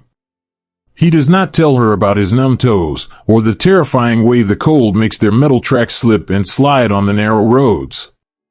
He does not tell her about the shadows in the gray woods. "The boys are good," he continues. "We had a hot cup of coffee tonight, and it warmed me right through. I am dry, and I am safe, and the sound of the rain is helping me sleep. Please, do not worry for me. Just listen to the rain on our roof, and know that I am listening to it too, and I am loving you through the storm." He folds the letter carefully, making sure the edges are perfectly aligned. He is sending her a shield. He is using his words to build a safe, warm room for her heart to rest in, far away from the jagged, freezing reality of his own. It is a breathtaking act of love, this gentle filtering of the truth. But as we sit here in the quiet, listening to the stories of their resilience, we must gently acknowledge the stark, unvarnished reality that surrounded that beautifully written letter. The history we often read is softened, like the edges of a photograph left in the sun, protecting us just as that young loader tried to protect his wife. The true landscape of their survival was unspeakably harsh, deeply raw, and entirely unfiltered. To deeply understand the magnitude of their endurance, to truly honor the freezing nights and the grueling slog through the mud, we must sometimes pull back the veil. For those who wish to explore the uncensored truth of these deeply human struggles, I invite you to join our Patreon community. There, we share free, full-length podcasts, raw and unblurred video sections of the European theater, and deep dives with a gentle community of history lovers who seek to understand the complete, unpolished picture of their bravery. Please, to keep yourself safe, only use the secure link I've placed in the description below. If you try to search for this on the internet, the top results are unfortunately often fake websites designed to scam you, and I want to make sure you are protected. Now, take a slow, deep breath, and let the raw images of the mud and the cold gently wash away, bringing you back to the sanctuary of the iron canopy. The small burner has been turned off. The dim, red interior lights are clicked off, one by one. The tank is plunged into absolute, pitch blackness. Outside, the autumn storm continues to weep over the ruined fields of Europe. The rain pours over the thick green paint of the Sherman, washing away the mud of the day's journey, leaving the steel cold and clean in the dark. The wind howls softly through the barren branches of the trees, but the heavy armor holds firm.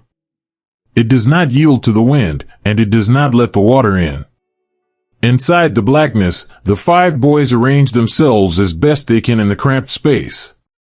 They pull their scratchy wool blankets over their heads, curling their knees to their chests to conserve the last fading embers of the coffee's warmth. They breathe in the familiar scent of damp canvas and each other. In the dark, a hand reaches out and gently pats the shoulder of the man sleeping next to him. A silent, reassuring touch in the blind night. "I am here. We made it through another day." The rhythmic, endlessly repetitive drumming of the rain on the steel roof changes. It is no longer the sound of a storm. It softens, becoming a steady, hypnotic pulse.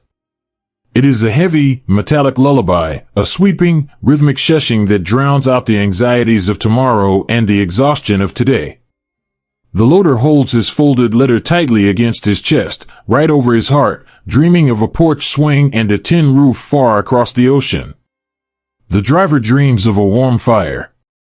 The commander simply listens to the steady breathing of his crew, satisfied that his boys are safe for one more night. Let the rain wash over the iron canopy. Let the mud sink back into the earth. The world outside is cold and unforgiving, but inside this small, dark space, there is a profound and unbreakable warmth. Sleep now, with the gentle rhythm of the rain tapping softly above you. The storm will pass, the morning will eventually come, but for tonight, you are sheltered. You are safe. You are held in the quiet, enduring embrace of the green steel and the peaceful, endless song of the falling rain. When the heavy autumn rains finally froze into snow, the world did not just turn white, it simply stopped breathing. Breathe in the sharp, crystalline air of the deep winter forest. The endless, sucking mud of the autumn has finally hardened into a solid, unforgiving earth, and over it all, a thick, heavy blanket of snow has gently settled. We are deep within an ancient forest now, a place of towering, dark pines and steep, winding valleys. It is a landscape that looks like a beautiful, painted postcard from a quiet holiday, with every branch heavily laden with soft, white powder, bowing gracefully toward the ground. But for the young men trapped within this frozen dream, the beauty of the woods was a silent, beautiful terror.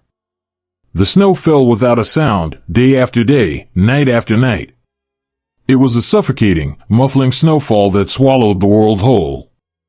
In the open plains, you could see for miles, but here in these dense woods, the falling snow and the thick trunks of the trees reduced the horizon to mere feet. The forest was an ocean of white and gray, completely devoid of color, completely devoid of warmth. And in this profound, unnatural quiet, the American boys sat in their frozen iron boxes, waiting. The green steel of the Sherman tanks was no longer visible. The snow had piled high on their engine decks and their long, silent gun barrels, turning the machines into smooth, white mounds indistinguishable from the boulders and fallen logs of the forest floor. They were perfectly camouflaged by the storm, but this disguise came at a terrible, agonizing price. Inside the hull, the temperature was a physical, living thing. It was an invisible enemy that pressed against them from every side. The thick metal armor, designed to stop flying shrapnel and heavy shells, acted as a perfect conductor for the freezing air. It pulled whatever meager heat remained inside the cabin and vanished it into the winter night. To touch the interior walls with a bare hand was to feel a burn as sharp and immediate as touching a hot stove. Imagine sitting in a dark, cramped icebox, entirely unable to stand up, unable to stretch your aching legs, unable to light a fire. The boys wore every single piece of clothing they owned. They wore layers of scratchy wool shirts, heavy canvas jackets, and thick, stiff pants. They wrapped their boots in torn burlap sacks, desperately trying to keep the frostbite from taking their toes. They pulled wool caps down tight over their ears, and wrapped scarves over their noses and mouths. But the cold always found a way in. It seeped through the soles of their boots, it settled deep in the marrow of their bones, and it turned their breath into thick, white plumes of vapor that hung in the still air before freezing into delicate, shimmering crystals on the ceiling. Yet, as terrible as the cold was, it was the silence that truly haunted them. They were waiting in the path of a massive, desperate offensive. The elite, veteran soldiers of the enemy had launched a surprise attack right through the heart of these frozen woods. But in the heavy snow and the thick fog, there were no grand charges to be seen. There were no sweeping maneuvers. There were only the ghosts. The boys called them ghosts because they could feel them long before they could see them. Picture a young commander, standing for hours with his head and shoulders exposed in the open turret hatch, the snow accumulating on his helmet and his shoulders until he looks like a statue carved from ice. He is straining his eyes against the whiteout, trying to see past the curtain of falling flakes. His eyelashes are frozen together. His lips are cracked and bleeding. He listens. The snow naturally absorbs sound, making the forest unnaturally dead. But occasionally, the wind will shift, and it will carry a sound that makes the blood freeze colder than the winter air. Creak. Snap. It is the distant sound of heavy steel tracks biting into the frozen earth. It is the deep, muffled groan of a massive engine idling somewhere just out of sight, masked by the trees and the fog. The enemy Leviathans are out there, painted entirely in white, slipping through the pines like heavy, lumbering phantoms. The terror of the Ardennes was the terror of the unseen. It was the agonizing suspense of sitting perfectly still, forbidden to start your own engine lest the noise give your position away, and simply listening to the monsters moving in the mist. The boys felt like hunted prey, holding their breath in the dark, praying the ghosts would simply pass them by. In these long, agonizing hours of silent tension, the small, quiet bonds between the 5 men inside the tank became the only thing keeping them from breaking. Down in the bow of the tank, the driver and the bow gunner sit shoulder to shoulder. They are shivering so violently that their teeth chatter, a soft, clicking rhythm in the dark. The driver slowly reaches into his heavy coat. His fingers are so numb they feel like blocks of wood, but he manages to retrieve a single, crushed piece of hard chocolate from a ration pack. It is frozen solid, as hard as a stone. He nudges the gunner beside him in the ribs and holds it out. The gunner takes it with a quiet nod. He does not bite it, it would break his teeth. He simply places a small piece on his tongue, closes his eyes, and lets it melt over the course of an hour. It is a tiny, almost insignificant amount of sugar, but the simple act of sharing it, the quiet generosity of giving away a piece of comfort in a place completely devoid of it, is a profound act of everyday heroism. It is a silent promise, we are in the ice together. I will not let you starve. I will not let you freeze alone. Above them, the loader watches the commander trembling in the open hatch. The loader takes his own heavy wool blanket, his only source of warmth, and quietly wraps it around the commander's frozen legs. The commander reaches down and squeezes the loader's hand. No words are spoken. Words are dangerous in the silent woods. The touch is enough. It is a lifeline thrown across the dark. When the night deepens, the snow finally stops falling, and the clouds part just enough to reveal a pale, piercingly bright moon. The moonlight reflects off the unbroken snow, filling the forest with a strange, silvery twilight. It is beautiful, and it is terribly lonely. A young gunner, a boy from a small, snowy town in Maine, rests his chin on his arms. He is not looking out of his periscope. He is looking back across the ocean, deep into his own memory. He finds a scrap of paper and a pencil whose lead is so cold it barely marks the page. He writes to his parents, carefully crafting a shield of words to protect them from the ghosts of the forest. Dear Mother and Father, he writes, his handwriting jagged and slow from his shivering. The snow here is very deep. It is falling gently, just like it does back home in January. When I look out at the pine trees covered in white, they look exactly like the trees behind our barn. Do you remember the year Dad and I went out to cut the Christmas tree, and the dog chased the rabbits through the drifts? I have been thinking about that all day. He stops to breathe into his cupped hands, trying to summon just enough warmth to bend his fingers. He does not write about the enemy tanks moving like phantoms in the mist. He does not write about the profound, aching fear that settles in his chest every time a branch snaps under the weight of the snow.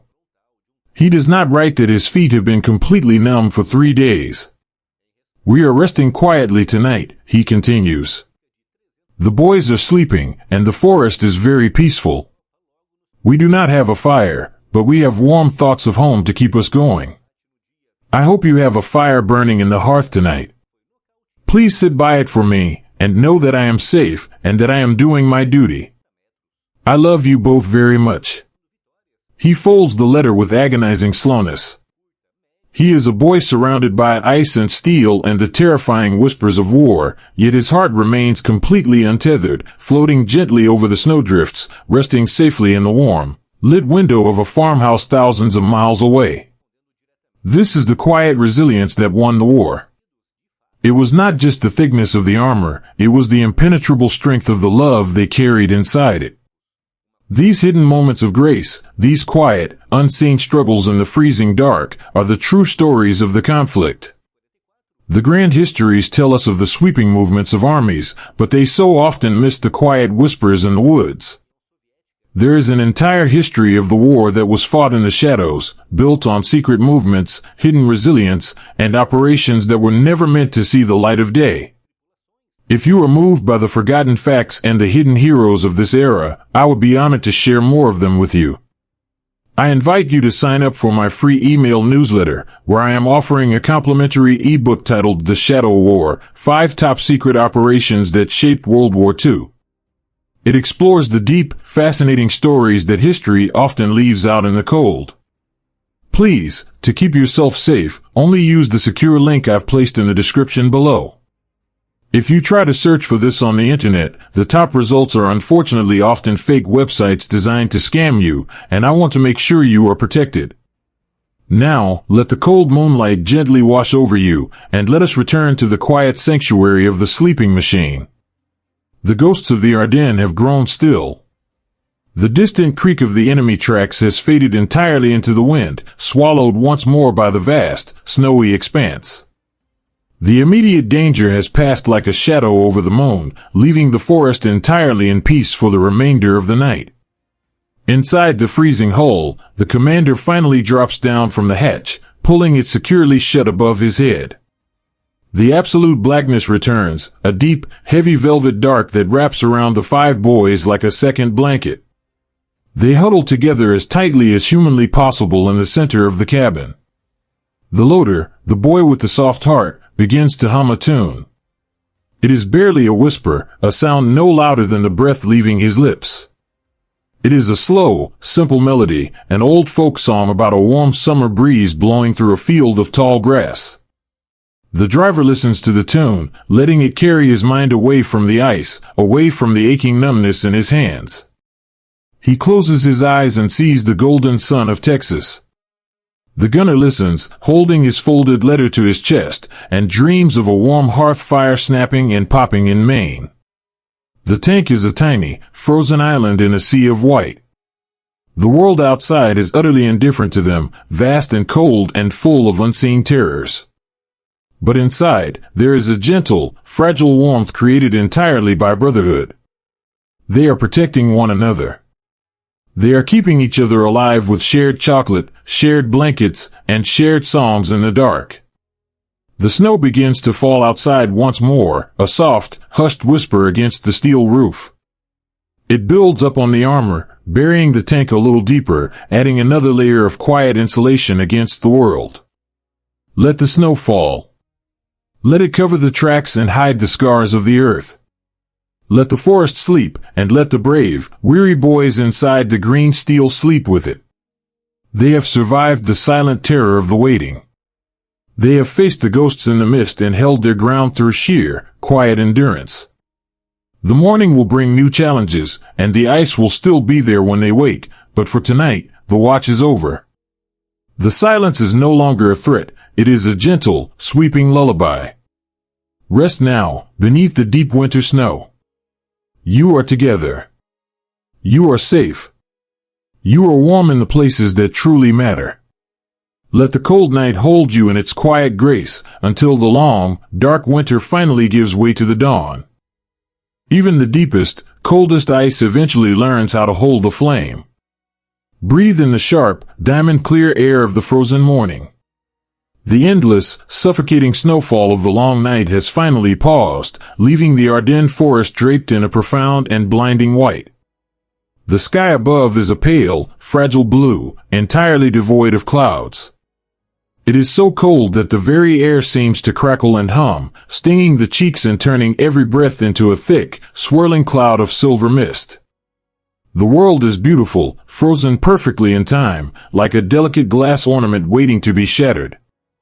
But the young men hiding within this frozen cathedral are no longer just waiting for the glass to break. The paralyzing fear of the unseen ghosts in the mist has slowly transformed in the quiet hours of the dawn. As the sun peaks over the distant, snow-capped ridges, painting the drifts in soft shades of pink and gold, a quiet realization begins to ripple through the exhausted American crews.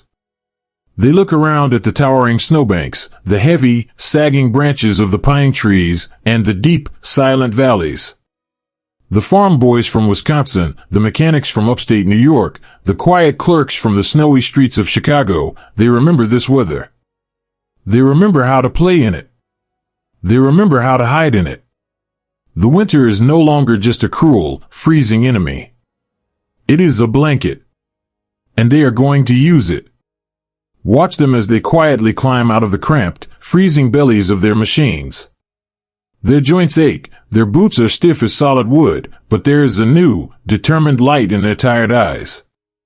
They cannot fight the massive, lumbering German Panzers out in the open.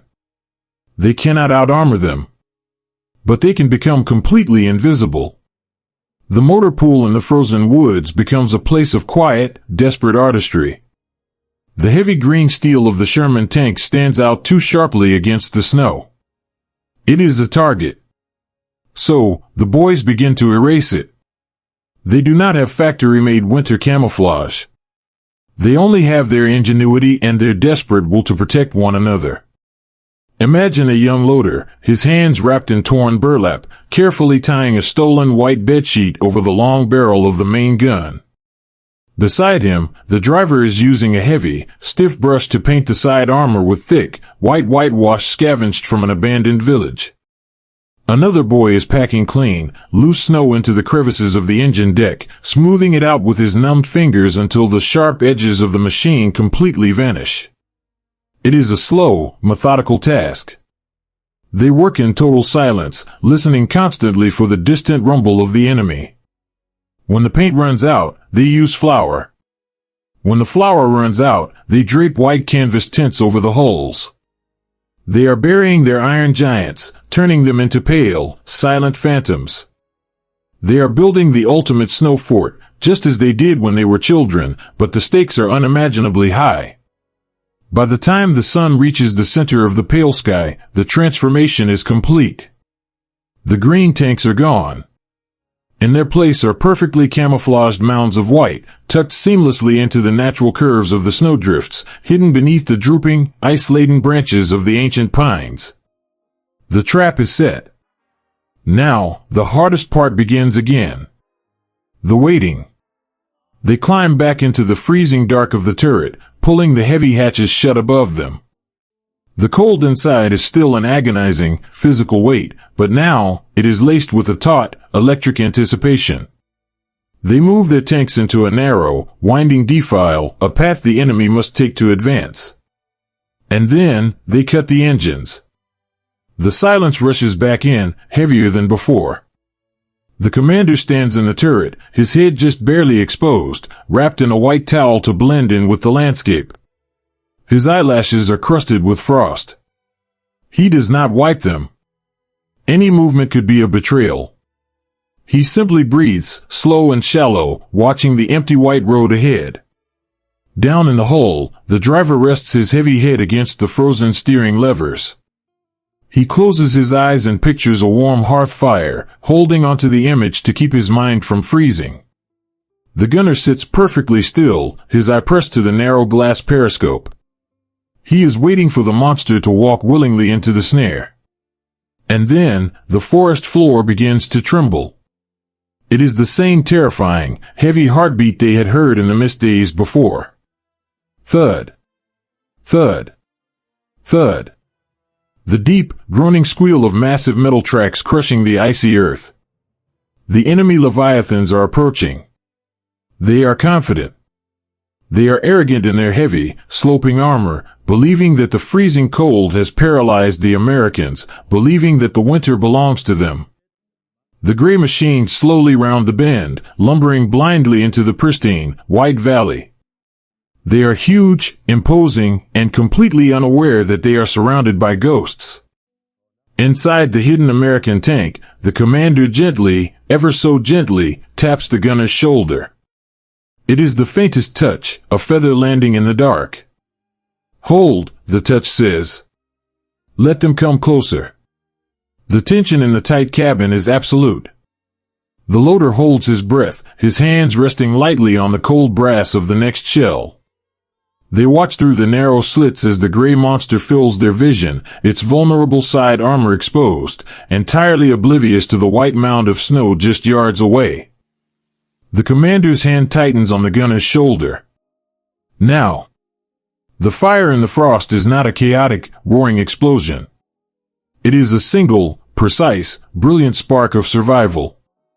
The hidden Sherman speaks.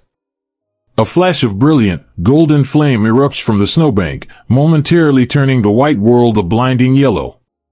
The sound shatters the frozen silence, a sharp, deafening crack that echoes through the ancient pines. The enemy giant shudders, entirely taken by surprise. It cannot comprehend where the strike came from.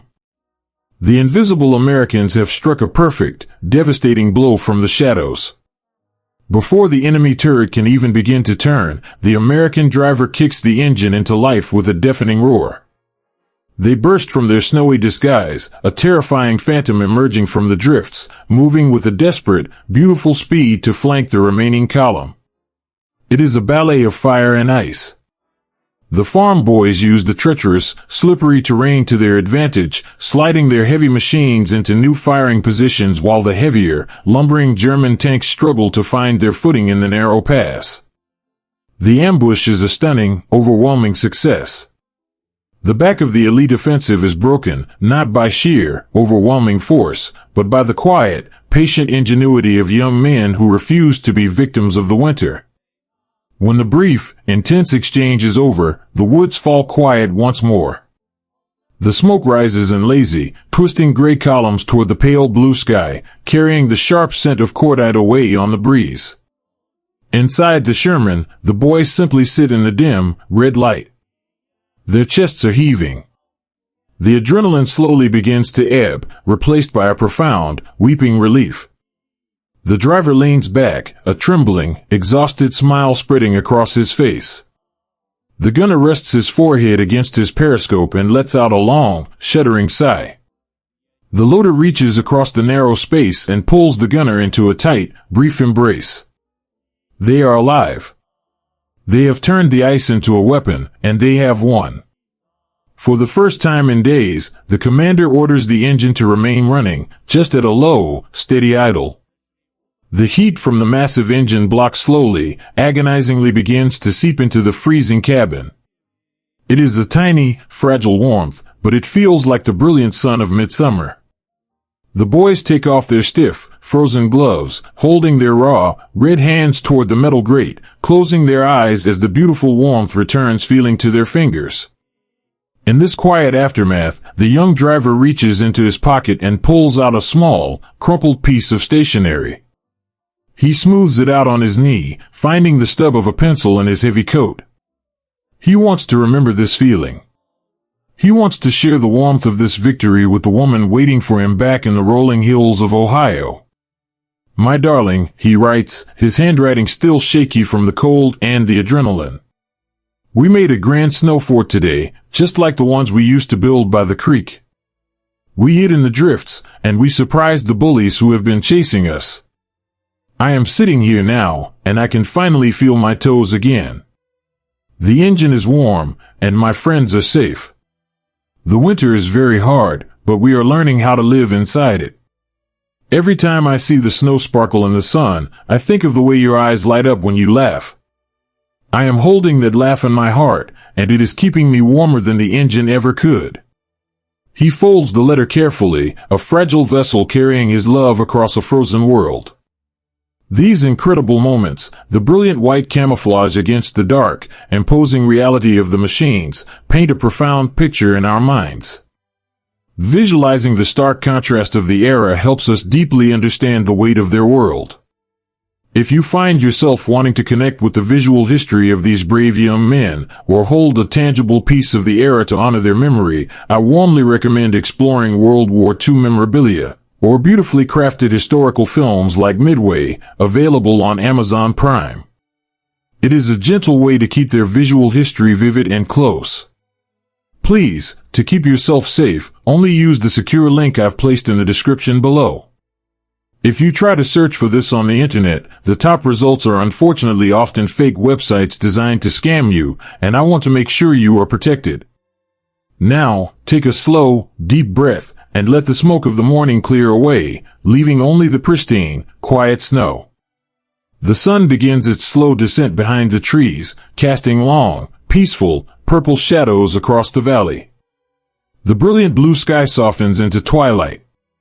The day has been won, and the forest is returning to its ancient, silent slumber. The disguised tanks are moved to a new, hidden grove for the night.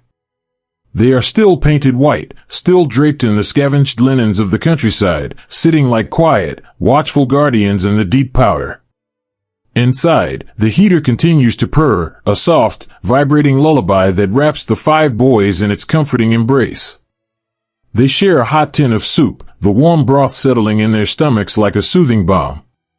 They speak in soft, hushed whispers, laughing quietly at a shared joke, the heavy burden of the past few days finally lifting from their weary shoulders. They have faced the absolute worst the winter could offer, and they have emerged intact, unbroken, and profoundly bonded. As the stars emerge in the freezing night sky, brilliant and close over the Ardennes, the boys pull their wool blankets tight. They close their eyes, no longer afraid of the dark, no longer haunted by the ghosts in the mist. They are the masters of the snow now.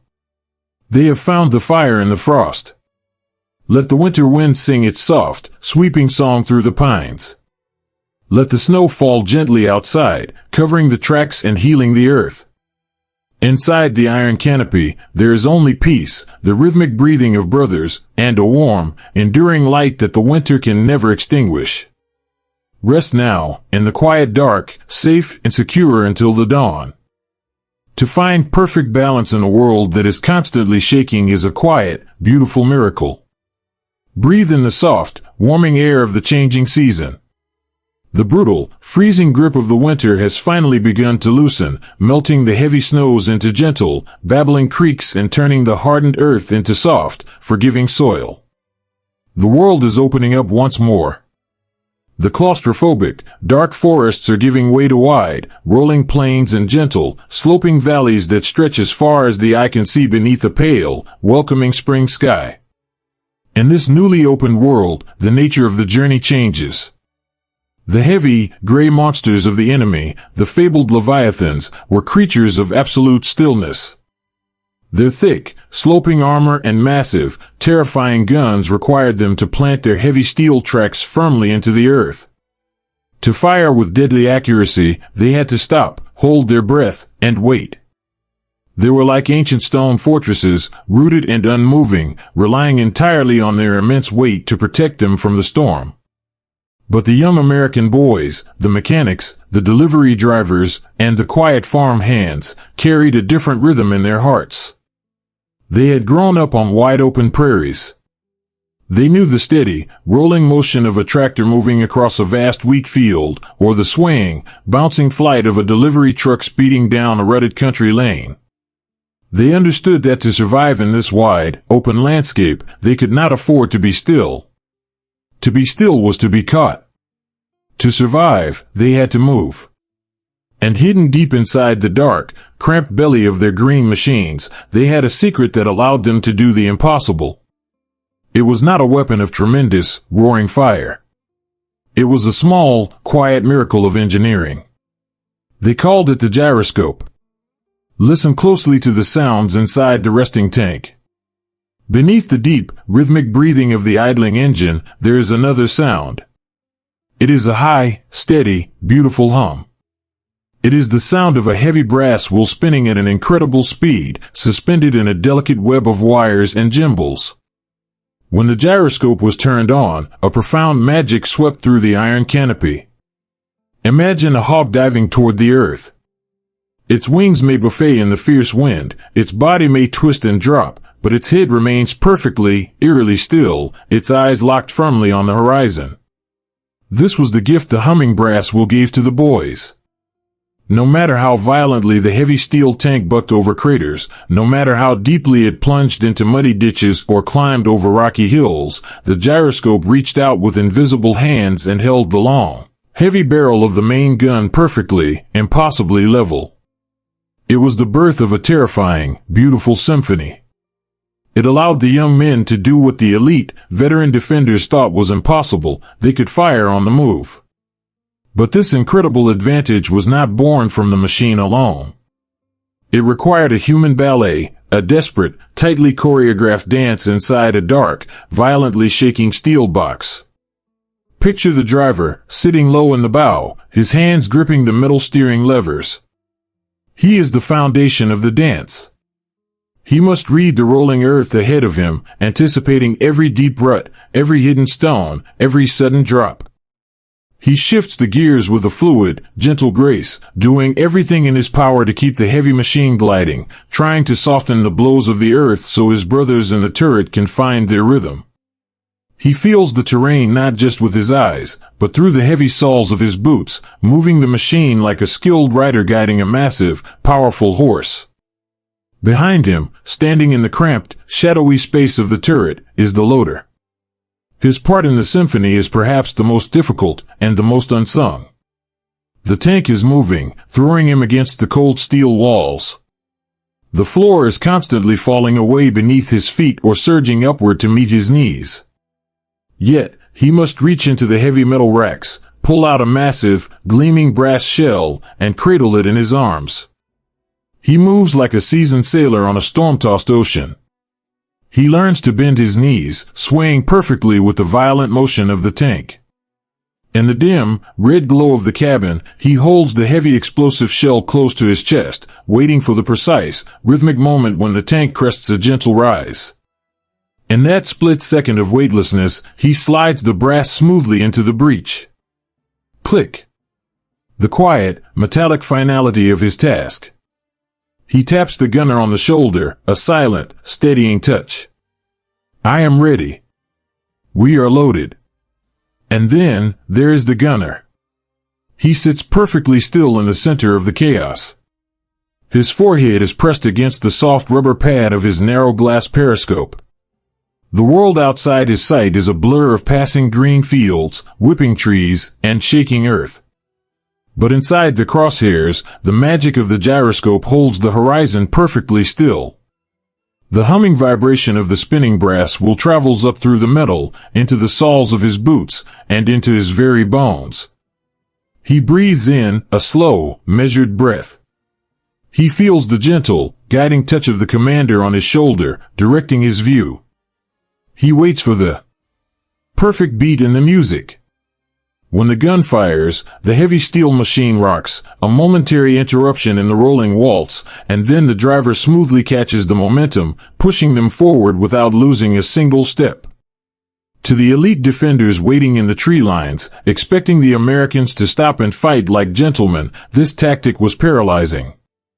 They watched in absolute terror as a line of green machines swept across the plains like a great, rolling wave, never slowing, never stopping, spitting fire in a continuous, flowing rhythm.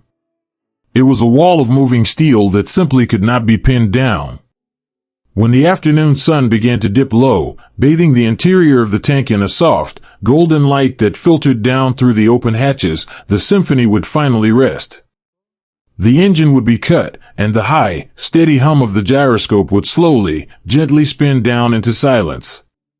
The sudden quiet in the cabin was heavy and profound. The boys would slump against the metal walls, their canvas uniforms soaked in sweat, their hands trembling with the fading adrenaline of the dance. The loader, his muscles aching from the desperate, heavy balancing act, would slide down the metal wall and rest his head against his knees. The gunner would rub his tired eyes. In these quiet, golden hours, the gunner reaches into his pocket and pulls out a small, frayed notepad. The paper is soft from being carried so close to his heart. He finds his pencil, dull and worn, and rests it against the page. He writes to his sweetheart, a girl who used to teach him how to dance to the crackling tunes of a parlor radio back in the safety of their hometown. My darling, he writes, his letters looping softly across the page. We have learned a new kind of waltz out here in the fields. The machine we ride in has a spinning heart, a humming wheel that keeps us perfectly steady even when the world is turning upside down. It is hard work. We are tossed about, and our shoulders ache, but when we move together, when Thomas drives smooth, and William loads the brass in perfect time, it feels like we are flying. It feels like we are gliding over the grass. When the fear gets too loud, I close my eyes and I pretend that the humming of the machine is just the radio in your living room, and that I am simply trying to keep up with your footsteps. Your memory is keeping me steady. Your love is my gyroscope in the dark. He folds the letter carefully, a fragile, beautiful piece of his soul preserved in the midst of a chaotic world.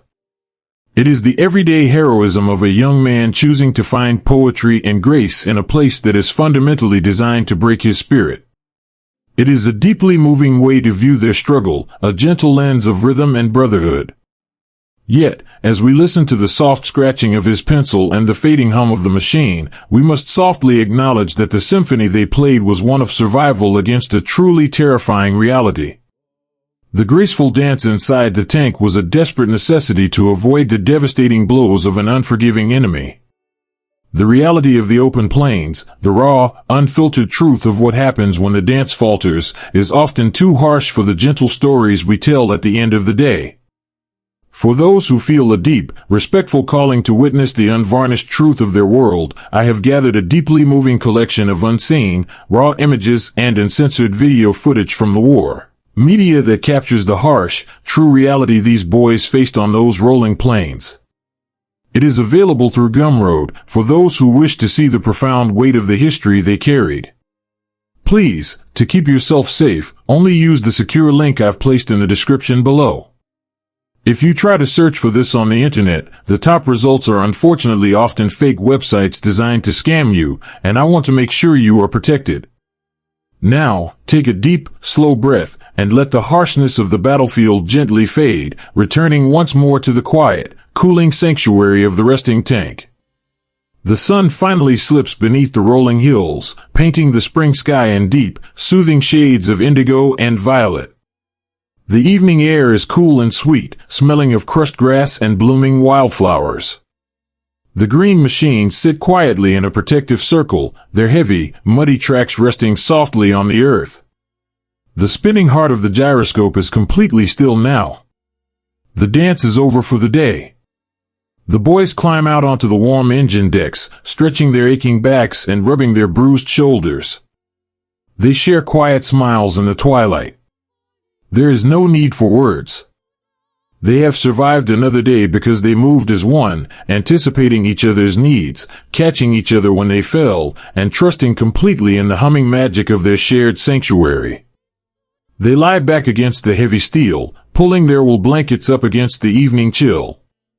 The gunner touches the folded letter in his breast pocket, feeling the gentle rhythm of his own heartbeat beneath it.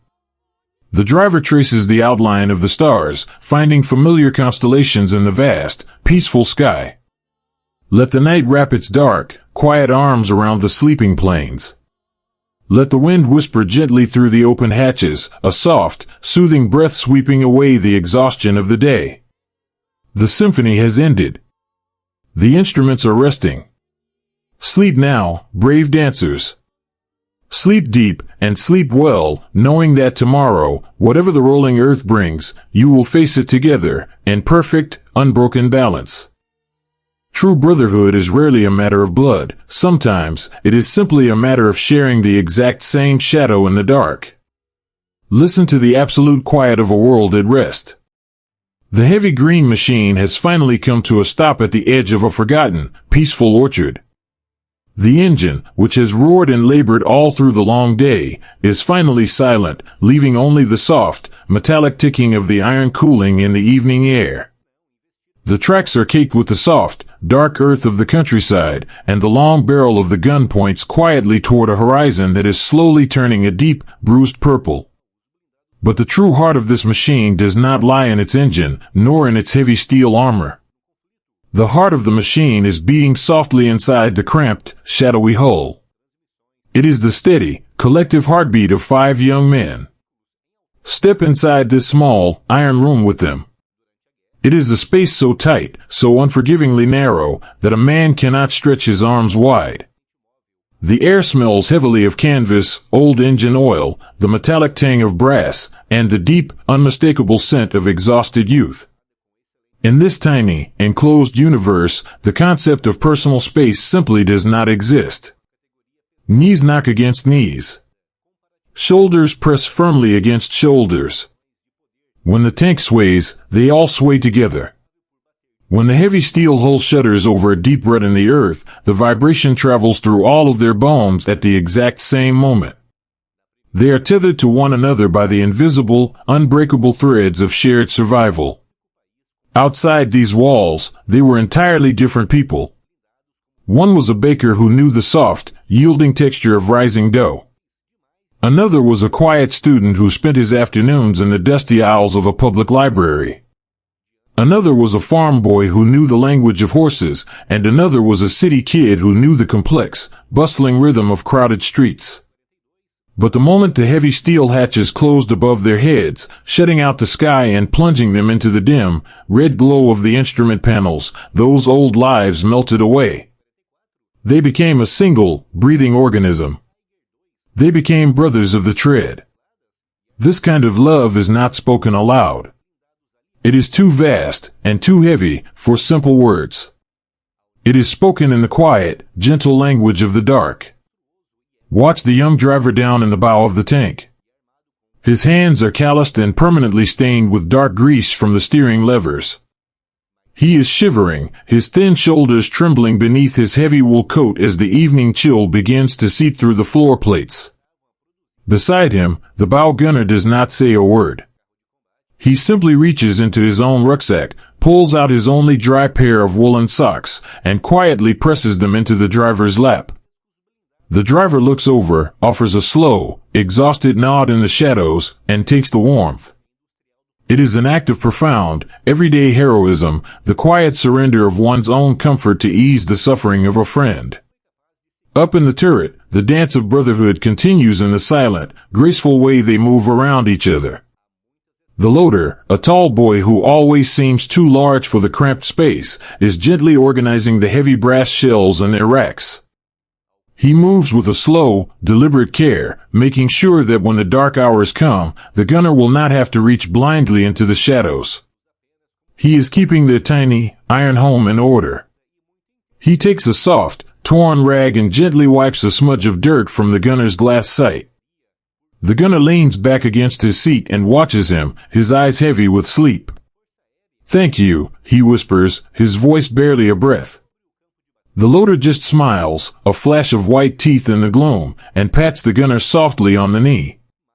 And standing above them all, quiet and watchful, is the commander. He is barely 21 years old, a boy who should be worrying about college exams or taking a girl to a Friday night dance. Instead, he carries the weight of 4 lives resting squarely on his narrow shoulders. He does not sleep when they sleep. He sits with his head resting near the cool rim of the hatch, listening to the wind rustling through the apple trees outside, standing guard over his family. He knows their fears intimately. He knows that the driver is terrified of deep water, so he guides them carefully over the sturdy stone bridges. He knows that the loader misses the smell of his mother's kitchen, so he always saves the sweetest piece of hard candy from his rations to pass down into the dark. He loves them with a fierce, quiet devotion that makes his chest ache. When the night fully settles over the orchard, and the interior of the tank becomes a deep, velvet black, the quiet rituals of home begin.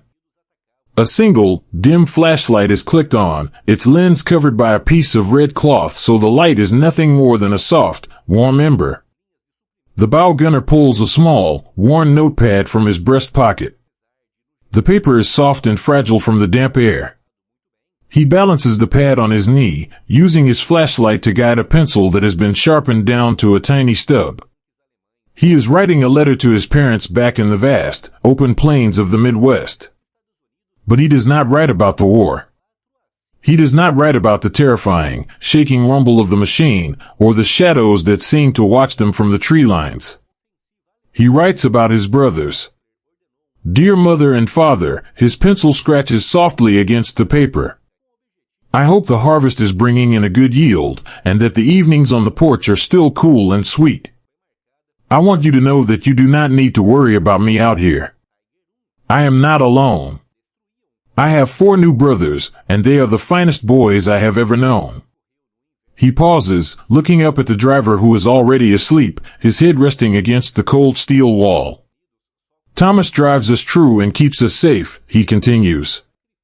He gave me his last stick of chewing gum yesterday just because I said I was thirsty. William keeps our house tidy, and the captain watches over us like a hawk. When the nights get cold, we sit close together, and it is almost as warm as sitting by our hearth at home. We share our water, we share our letters, and we share our hearts. I am wrapped in good company, Ma. I am deeply, truly loved out here. He folds the letter carefully, sealing the beautiful truth of their bond into the delicate paper.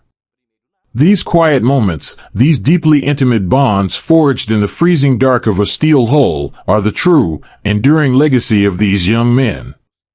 They did not just survive by the thickness of their armor, they survived by the boundless, gentle capacity of their own humanity.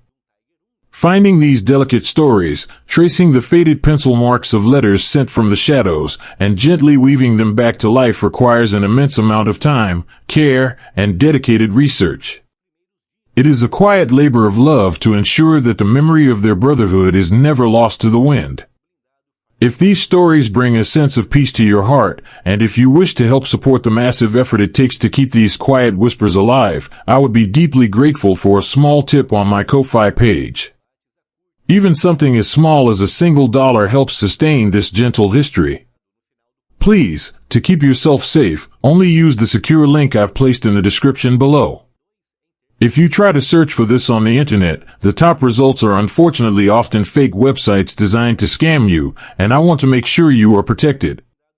Now, let us return to the quiet orchard, where the night wind is singing a soft, rustling lullaby through the leaves. The red flashlight is clicked off, plunging the iron room back into the absolute, peaceful dark. The silence inside the tank is profound, broken only by the slow, rhythmic, synchronized breathing of the boys. They sleep in a tangled, deeply trusting embrace. The gunner's head rests heavily on the loader's shoulder. The driver's arm is slung loosely over the bow gunner's chest. They do not pull away from the contact, they sink into it. In a world that is vast, chaotic, and entirely unpredictable, the physical presence of the boy next to them is their only anchor. It is their solid ground. The heavy steel of the Sherman tank, once a cold and terrifying cage, has become a cradle. It wraps around them, thick and protective, guarding their fragile, human warmth against the freezing night.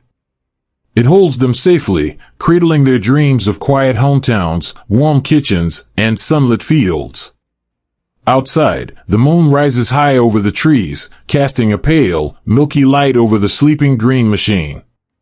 It looks completely still, a silent monument resting in the tall grass. But inside, it is brimming with life, brimming with the quiet, powerful grace of young men who have chosen to carry each other through the dark. Let the night be long and peaceful. Let the wind soothe the tired iron. Sleep now, brothers of the tread. The road will be waiting for you in the morning, and the world will ask you to be brave once again.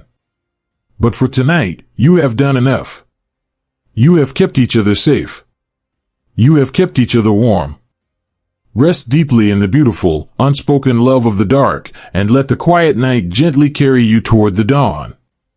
There is a profound, quiet weight that settles in a young man's chest the moment he realizes the shadows are no longer chasing him, he is chasing the shadows.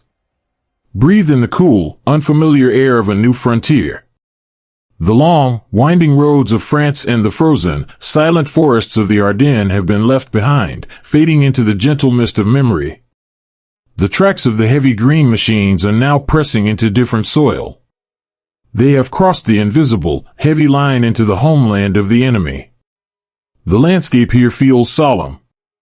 The tall, dark pines stand like quiet sentinels watching the procession of battered steel roll beneath their heavy branches.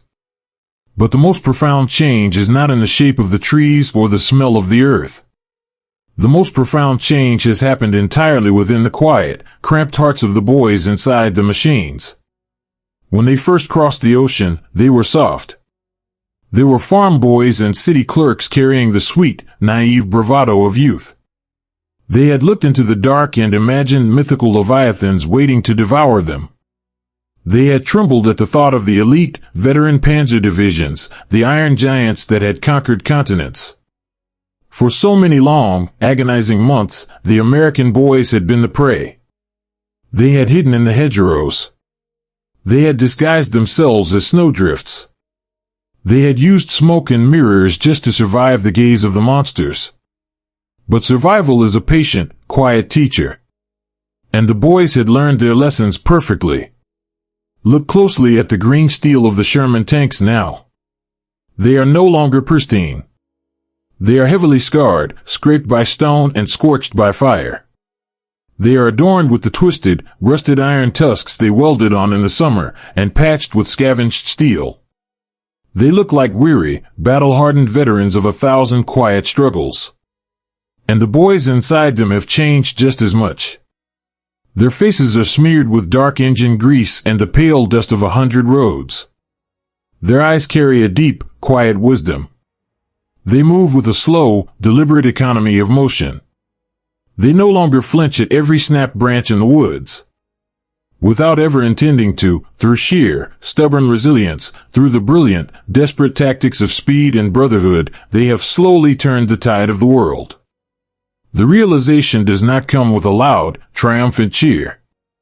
It comes in the quiet moments of the early morning, as the fog rolls over the German hills. A young commander, standing waist-deep in his turret, watches a distant tree line through his binoculars. In the past, he would have been scanning frantically, his heart hammering against his ribs, waiting for the heavy, gray monsters to emerge and strike. But today, the tree line is empty. The heavy, gray monsters are falling back. The elite defenders of the Panzer divisions, the men who once ruled the battlefields, have learned to fear the humming of the American gyroscopes. They have learned to fear the relentless, sweeping speed of the green machines that move like a swarm of angry hornets, never stopping, never standing still enough to be caught. The myth of the invincible German Leviathan has been quietly dismantled by the farm boys from Ohio, the mechanics from New York, and the delivery drivers from Texas. The hunter has become the hunted. Inside the dim, red glow of the tank, this realization brings a strange, quiet melancholy. You would think that becoming the terror of the battlefield would make them feel invincible, but to these young men, it only makes them feel incredibly tired. They never wanted to be monsters. They only ever wanted to go home. Picture the driver, resting his heavy forehead against the cold metal of his periscope. The engine is idling, a low, vibrating purr that travels through the soles of his boots. He is incredibly homesick. He thinks of his mother's porch, the way the wooden boards would creak under his weight, the smell of fresh laundry hanging on the line in the summer breeze. He knows that to the soldiers retreating ahead of them, he is a faceless, terrifying force of nature. He is the unstoppable wave of green steel. But inside, he is just a boy who misses his dog. He reaches out with a grease-stained hand and gently touches the shoulder of the bow gunner sleeping next to him. The gunner stirs, opening one weary eye. The driver doesn't say anything. He just hands the gunner a half-empty tin canteen of tepid water.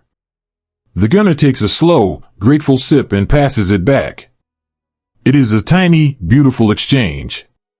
A reminder that no matter how fearsome they appear to the outside world, inside this tiny iron room, they are still just soft, fragile human beings taking care of one another.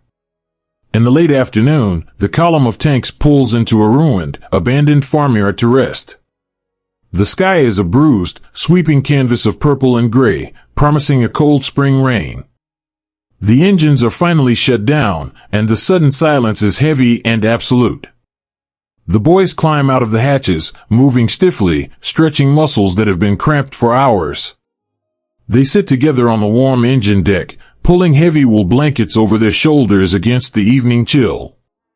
The loader, a quiet boy with a gentle smile, pulls a small, worn piece of paper from his pocket.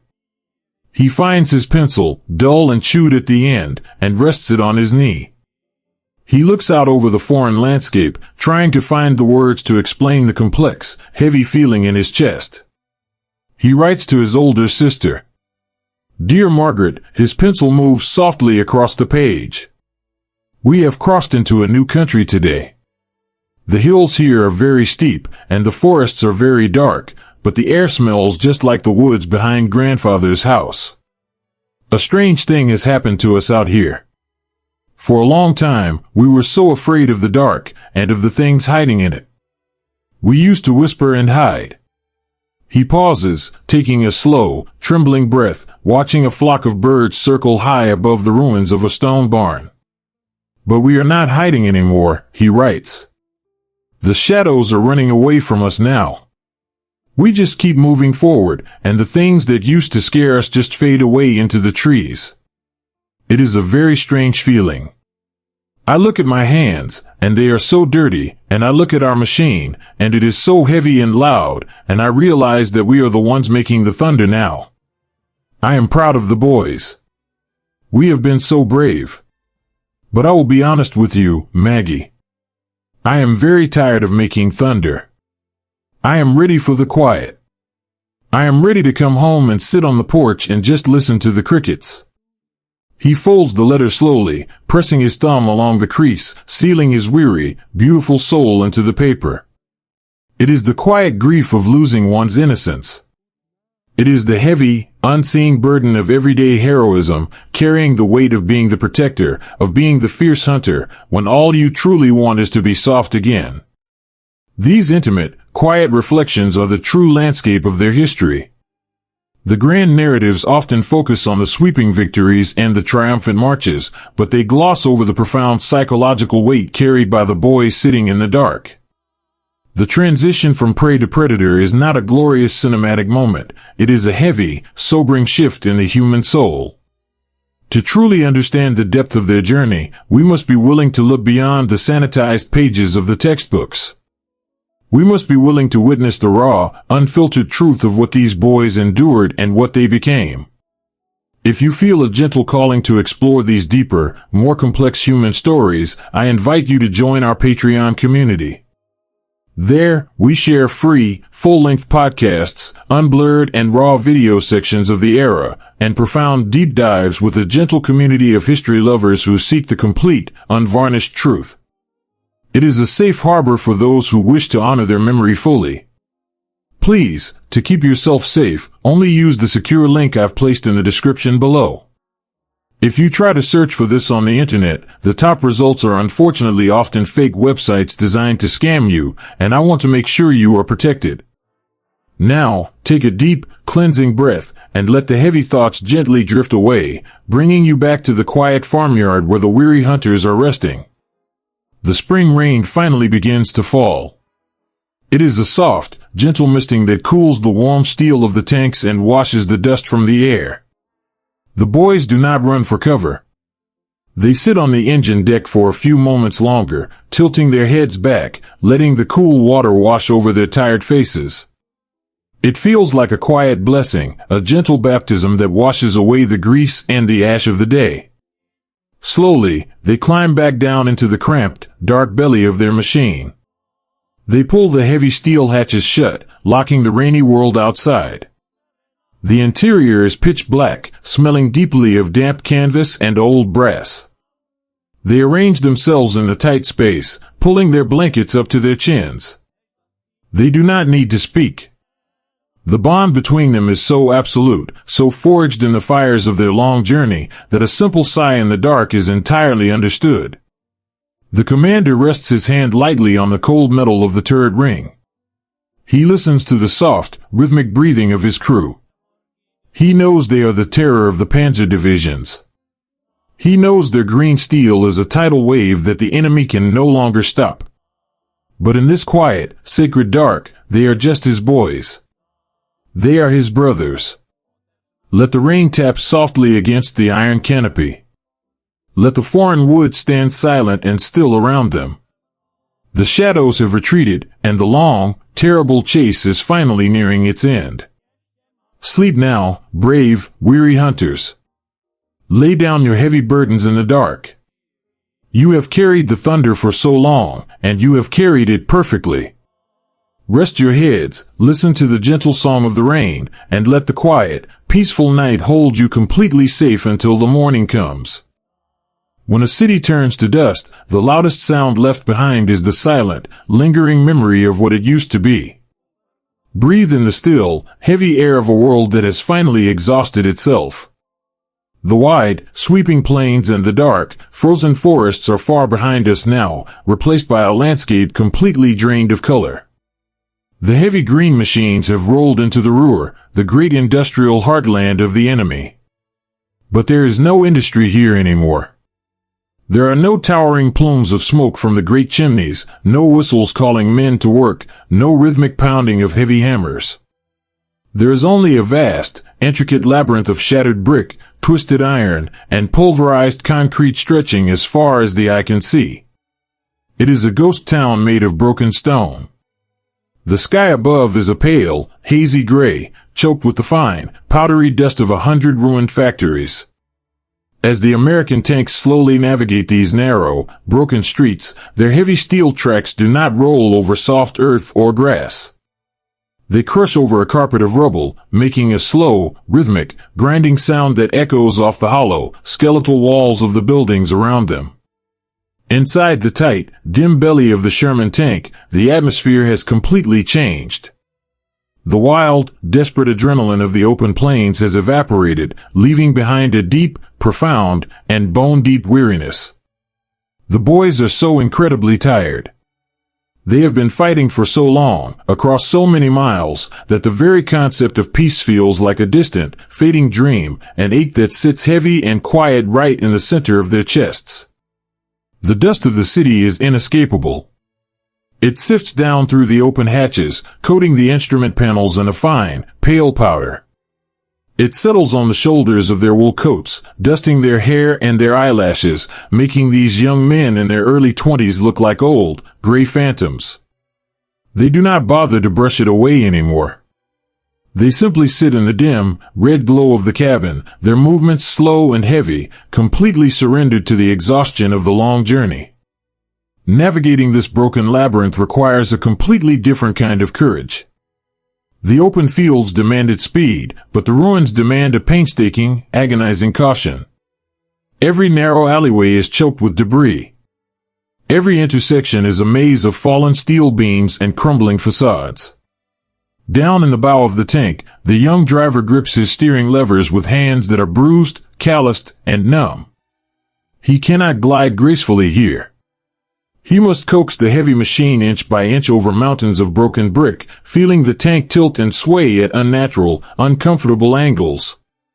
He stares through his narrow glass periscope, his eyes stinging from the dust, searching for a safe path through the wreckage. He does not dream of grand victories anymore. As he works the heavy pedals, he dreams only of a smooth, paved road. He dreams of driving his father's old pickup truck down Main Street on a quiet Sunday afternoon, with the windows rolled down and the smell of cut grass in the air. Up in the turret, the commander stands with his head just barely exposed above the steel rim. The claustrophobia of the hedgerows has returned, but it is different here. The hedgerows were alive, this place is entirely dead. He looks up at the towering, hollowed-out apartments and the empty, jagged windows that stare down at them like hundreds of dark, unblinking eyes. In the past, every dark window would have sent a spike of terror through his heart. Every shadow would have been a hiding place for an enemy leviathan or a hidden soldier. But now, the terror is gone, replaced entirely by fatigue. He is too tired to be afraid. He simply watches the empty windows with a dull, heavy resignation. He knows the enemy is just as exhausted, just as broken, as the city around them. The war is winding down. The great, roaring fire of the conflict is reducing itself to dying embers, but the embers are still hot, and the commander must stay awake just a little longer to keep his boys safe. He reaches down into his heavy coat and pulls out a dented tin canteen. He unscrews the cap with a slow, deliberate twist and takes a small sip of the lukewarm water. It tastes of metal and dust, but it soothes his parched throat. He does not put the cap back on. Instead, he taps the gunner on the shoulder and hands the canteen down into the dark. The gunner takes it with a silent nod, wiping a layer of gray dust from his lips with the back of his dirty sleeve before drinking. He passes it to the loader, who passes it to the bow gunner, who passes it to the driver. 5 young men, sharing the same stale water in the ruins of a broken world. It is a quiet, beautiful ritual of brotherhood. It is the everyday heroism of making sure the boy next to you has enough to keep going, even when your own reserves are entirely empty. When the afternoon begins to fade, the shadows in the ruins grow long and deep, stretching across the rubble like dark, reaching fingers. The column of tanks finds a place to rest inside the cavernous, hollow shell of an enormous, destroyed factory. The roof has been entirely blown away, leaving only the massive steel girders exposed to the pale evening sky. The engines are finally shut down. The silence that rushes into the ruined factory is absolute and overwhelming. There is no wind here, no rustling leaves, no birdsong. There are only the soft, distant echoes of settling rubble and the rhythmic ticking of the cooling engine block. The boys do not climb out of the tank to explore. They are too weary to wander. They simply open the heavy steel hatches to let the cool evening air flow into the stifling cabin. They sit on the warm engine deck, their legs dangling over the sides, leaning back against the thick armor of the turret. The loader, a boy who used to work quietly in his grandfather's clock shop, pulls a small, crumpled envelope from his pocket. The paper is smudged with grease and the gray dust of the city. He rests a small notepad on his knee and begins to write to his mother. Dear Mama, his pencil scratches softly against the paper, a tiny, comforting sound in the vast silence of the factory. We are driving through a place where all the buildings are broken. It looks like a giant came through and stepped on everything. It is very dusty and very quiet. I think the fighting is almost over now. The men we see are just as tired as we are, and they do not want to fight anymore. He pauses, looking up through the missing roof at the first pale stars beginning to peek through the gray haze of the sky. He takes a slow, deep breath, letting the ache in his chest settle into the paper. I am so tired, Mama, he writes, completely dropping the brave, strong facade he has carried for so long. My bones ache, and my hands are always dirty. I want to come home now. I want to walk through the front door and smell the roast in the oven. I want to sit on the porch in the evening and just listen to the crickets in the yard. I don't want to hear the sound of the engine anymore. I just want it to be quiet. Please leave the porch light on for me. I think we will be coming home soon. He folds the letter with slow, careful hands, sealing his fragile, exhausted hope into the envelope. It is a deeply moving, vulnerable confession. It is the true voice of the boys who drove the green machines, not a shout of glorious triumph, but a quiet, desperate plea for peace and the soft comforts of home. So much of the history we are taught focuses on the bold strategies and the shifting lines on a map, but the true weight of the war was carried in these hidden, quiet moments in the shadows of broken cities. While these young men navigated the rubble, entirely unseen operations and forgotten heroes were working in the deep background, quietly shifting the tides of history through espionage and secret dedication. If you find yourself captivated by these forgotten facts and the hidden stories that happened away from the front lines, I would love to share more with you. I invite you to join my free email newsletter, where I am offering a complimentary ebook titled The Shadow War: 5 Top Secret Operations That Shaped World War II. It is a gentle, fascinating journey into the quiet courage that history often overlooks. Please, to keep yourself safe, only use the secure link I've placed in the description below. If you try to search for this on the internet, the top results are unfortunately often fake websites designed to scam you, and I want to make sure you are protected.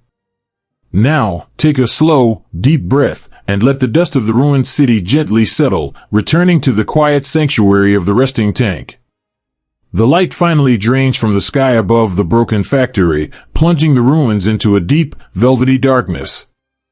The pale stars shine brightly through the exposed steel girders, a beautiful, eternal canopy over a temporary, broken world.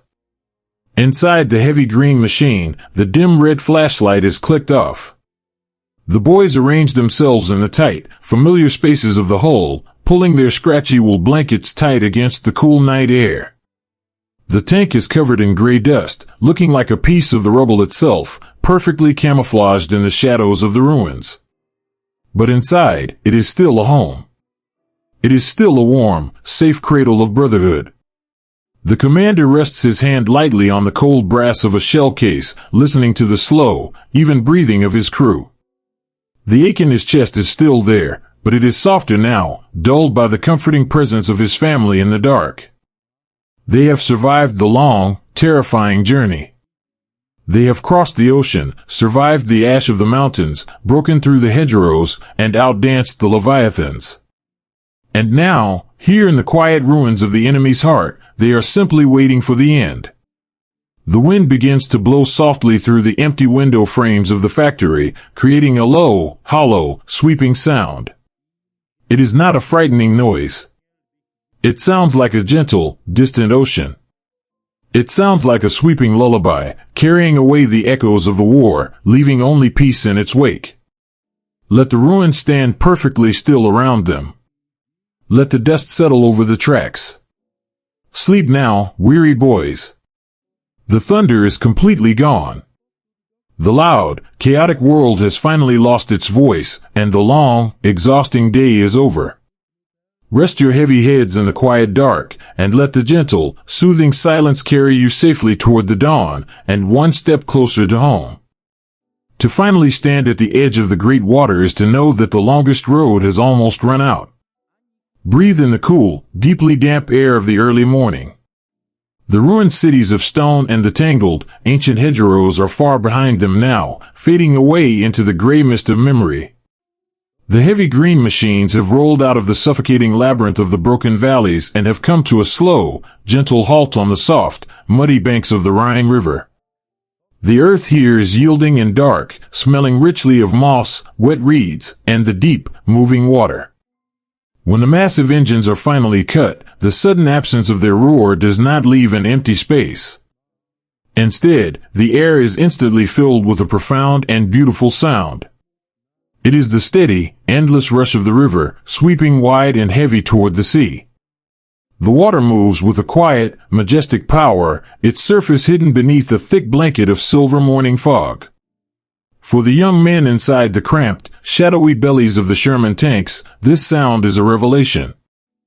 For months, their entire world has been defined by the deafening thunder of tracks, the sharp crack of artillery, and the terrifying, heavy heartbeat of the enemy leviathans in the dark. But here, on the edge of this ancient river, the thunder has been washed away. There is only the sweeping, rushing lullaby of the water, a soothing constant that wraps around the tired iron of their machines. Listen to the soft, heavy squeak of the steel hinges as the hatches are slowly pushed open. The boys climb out into the cool dawn air. They move differently today. The frantic, desperate energy of the open plains is gone. The heavy, bone-deep weariness of the ruined cities is still there, settling in the slump of their shoulders, but it is mixed with something completely new. It is a profound, breathless lightness. They stand on the warm engine decks, their boots caked with the pale dust of 100 broken roads, and they simply look out over the water. The mist is beginning to thin, slowly parting like a theater curtain to reveal the dark, rolling surface of the river. Nobody speaks. They are sharing a collective breath of awe. The young driver, a boy who grew up in the dry, sun-baked plains of the American Midwest, climbs down the side of the tank. His boots sink softly into the mud. He walks right to the water's edge, crouching down on the slippery bank. He takes off his heavy canvas gloves, revealing hands that are bruised, calloused, and permanently stained with dark engine grease. Slowly, with a quiet reverence, he reaches out and dips his bare hands into the freezing, rushing current. The shock of the cold water is a gentle baptism. He cups the water in his palms and brings it to his face, washing away the gray ash of the Ruhr, washing away the sweat of the long drive. He closes his eyes, letting the freezing drops run down his neck, soaking into the collar of his heavy wool shirt.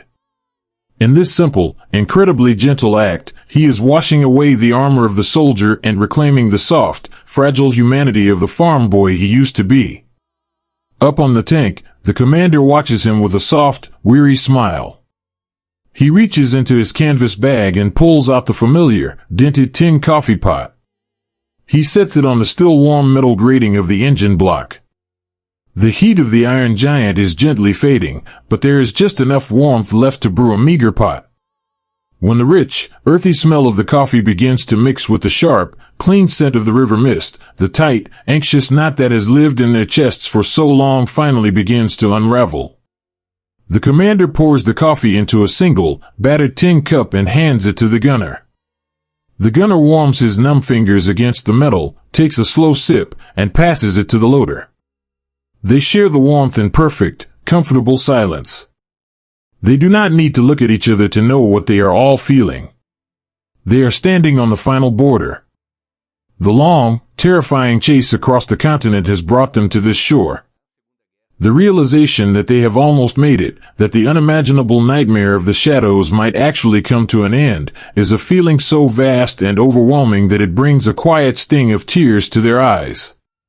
They look at the water, and they see a mirror reflecting their own endurance. Water has a beautiful way of connecting us to the vastness of history. Standing on the banks of this great European river, feeling the turning tide of the world, it is easy to imagine the young men just like them, thousands of miles away, looking out over the endless expanse of the Pacific Ocean. They were all part of the same massive, sweeping story, separated by continents but united by the quiet courage in their hearts. To truly understand the monumental scale of their world, it helps to hold onto the visual touchstones of the era, to see the uniforms, the oceans, and the machines as they truly were. If you find yourself wanting to connect more deeply with the visual history of these brave souls, whether they fought in the misty forests of Europe or the vast, rolling waves of the Pacific theater, I warmly recommend exploring the authentic World War II memorabilia or sitting down to watch the beautifully crafted film Midway, available on Amazon Prime. It is a profound way to honor the complete picture of their sacrifice. Please, to keep yourself safe, only use the secure link I've placed in the description below. If you try to search for this on the internet, the top results are unfortunately often fake websites designed to scam you, and I want to make sure you are protected. Now, take a deep, cleansing breath, and let the gentle rush of the river fill your mind once more. The morning sun has finally broken through the mist, turning the dark water into a brilliant, shimmering ribbon of gold. The birds in the willow trees along the bank have begun to sing, a bright, hopeful melody that weaves perfectly with the deep bass of the flowing water. The loader, a boy who used to sit on the porch with his grandfather and listen to stories of old, forgotten times, finds a dry spot on the heavy steel treads of the tank. He sits down, pulling his knees to his chest to ward off the morning chill. He reaches into his breast pocket and carefully unfolds a piece of paper that is soft and worn at the edges. He finds a pencil in the bottom of his rucksack. He wants to capture this exact moment. He wants to bottle the silence and the golden light and send it across the ocean to the people who are waiting for him. Dear Granddad, his pencil moves slowly, leaving soft, gray marks on the delicate paper. We have reached a very big river today. The boys are resting, and for the first time in a very long time, it is completely quiet. The water here is wide and deep, and when I look at it, it reminds me of the Mississippi back home. It moves with the exact same heavy, slow grace. He pauses, looking up from the paper to watch a piece of driftwood gently bob and spin as it is carried down the current. He takes a long, slow breath, tasting the fresh, clean air. I am sitting on the tracks of our machine, he writes.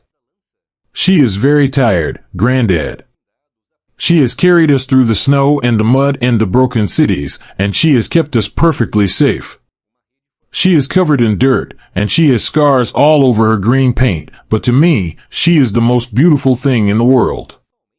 I think she knows the journey is almost over, too. Her engine sounds softer today. He stops to rub his tired eyes with the back of his hand. The sheer relief of the morning is making him incredibly sleepy. The captain says we only have to cross this water, and then we can finally lay our burdens down. I am so ready to lay them down.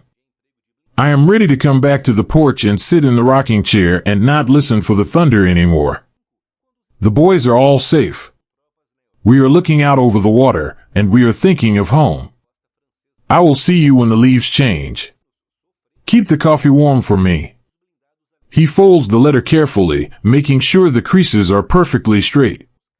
He places it back into his pocket, right over his heart. He has sealed the river, the silence, and his profound, enduring hope into that small square of paper. It is a quiet act of love, bridging the vast distance between a muddy riverbank in Europe and a quiet, sunlit porch in America. As the day stretches on, the camp settles into a deeply peaceful rhythm. There are no frantic repairs to be made. There are no maps to study with anxious, furrowed brows. There is only the gentle maintenance of resting men. They spread their damp wool blankets out on the warm steel of the tanks to dry in the golden sun. They open tins of rations and eat slowly, savoring the food without the desperate rush of impending movement. They sit on the banks, skipping small, smooth stones across the water, laughing softly when a stone manages to bounce 3 times before sinking into the deep. They are boys again. The war has aged them, it has hardened their hands and put shadows behind their eyes, but in the presence of the great, rushing river, the innocence they thought they had lost forever slowly begins to surface. They lean against the thick trunks of the willow trees, their heads nodding as the gentle afternoon breeze rustles the long, sweeping branches above them. When the evening finally approaches, the sky above the river turns into a breathtaking canvas of deep violet, fiery orange, and soft, bruised pink. The water catches the light, glowing like molten glass as the sun dips below the horizon. The shadows of the tanks grow long, stretching out across the mud until they touch the water's edge.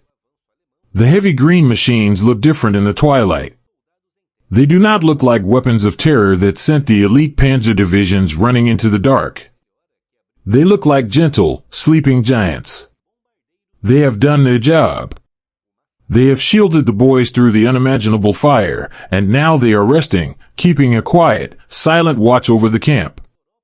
The dim, red flashlights are clicked on inside the tents, casting a warm, comforting glow through the canvas. The boys do not sleep inside the iron hole tonight. The air is too sweet, the night is too peaceful to be locked away in the dark. They arrange their sleeping bags on the soft, grassy patches near the bank. They pull the blankets up to their chins, gazing up at the first silver stars appearing in the deepening indigo sky. The wind blows softly off the water, bringing the cool, clean scent of the river directly to them. The commander walks slowly among the sleeping bags, checking on his crew one last time. He sees the driver, his face clean and relaxed in sleep. He sees the loader, his hand resting over the pocket where his letter is safely tucked away. The commander feels a profound, overwhelming surge of love for these young men. He sits down on an overturned wooden crate, resting his elbows on his knees, and just listens to the water. The river sings a lullaby of absolute silence. It is a song of moving forward, of washing away the past, of carrying the heavy things out to the vast, open sea. It is a promise that no matter how terrible the storms of the world may be, the water will always eventually find its way back to peace. Let the night wrap its dark, gentle arms around the muddy banks. Let the stars reflect perfectly on the slow-moving current. The boys are safe. The long road is behind them. They have reached the final barrier, and they are not afraid. Sleep now, brave and weary travelers. Let the endless, sweeping rush of the river carry your anxieties away. Breathe deep, rest your heavy hearts on the soft earth, and let the gentle rivers of silence carry you safely through the night. There are some silences in this world so profound, they echo in the human heart forever. Breathe in the cool, fragile air of the deep German spring. The mighty river has been crossed, and the heavy green machines have pushed deep into the quiet, rolling heart of the countryside.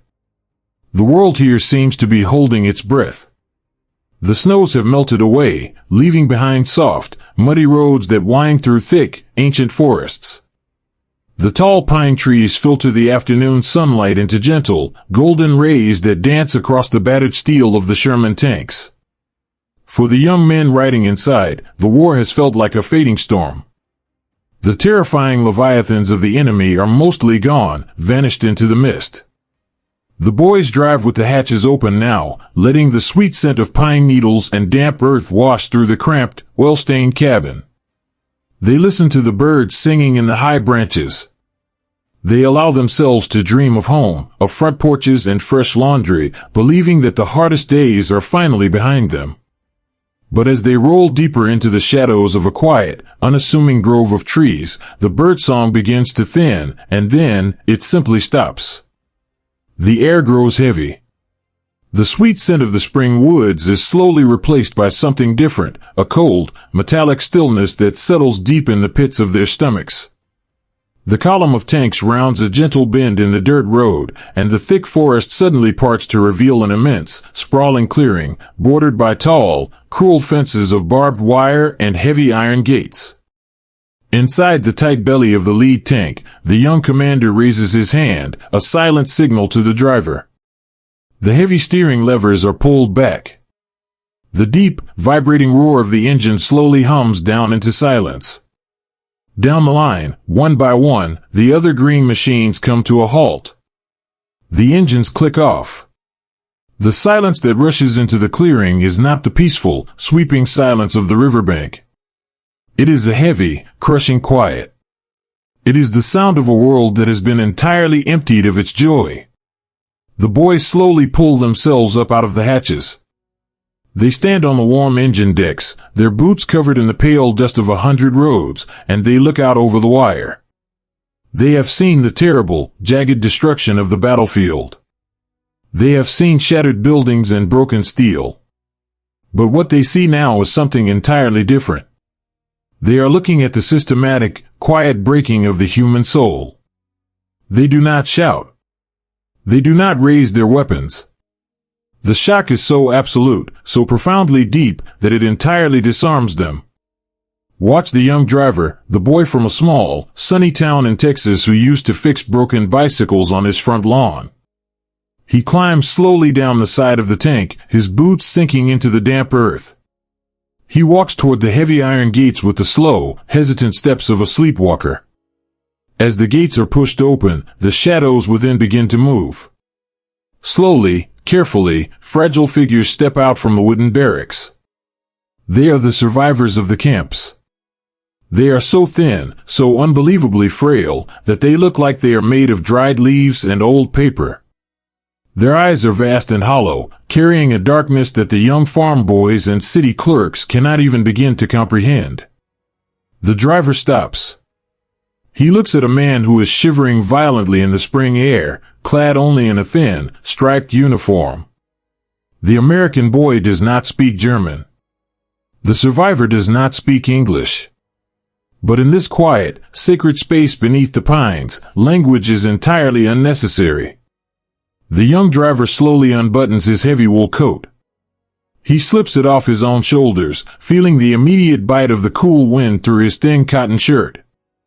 He steps forward, his grease-stained hands trembling just a little, and he gently drapes the heavy wool over the shivering man's shoulders. The man looks up, his hollow eyes welling with sudden, silent tears. He reaches out a skeletal hand and touches the driver's cheek. The driver closes his eyes, and a single tear tracks a clean line down through the gray dust and dark engine oil on his face. All across the camp, this quiet, heartbreaking ballet of everyday heroism begins to unfold.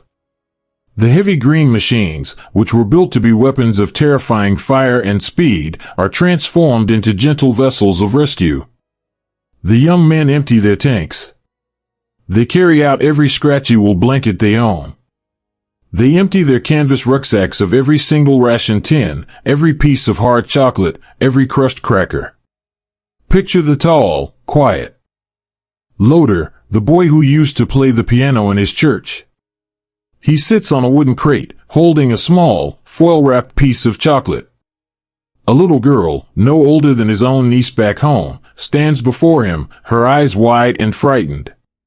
He smiles, a soft, gentle curving of his lips, and he breaks the chocolate into tiny, manageable pieces. He holds his hand out flat, offering the sweet morsel with the same careful gentleness he would use to feed a fragile bird.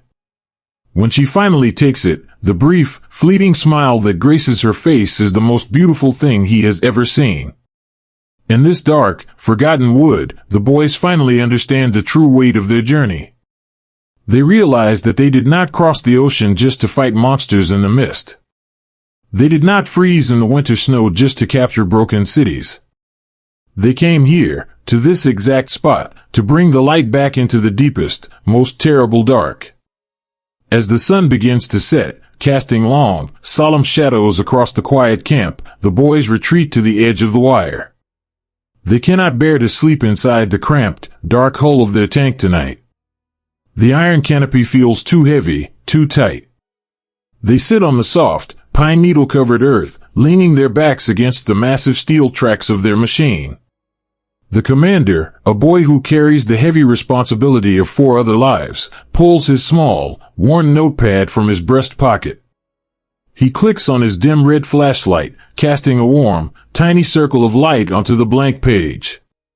He finds his pencil. He wants to write to his mother. He wants to explain what he has seen today.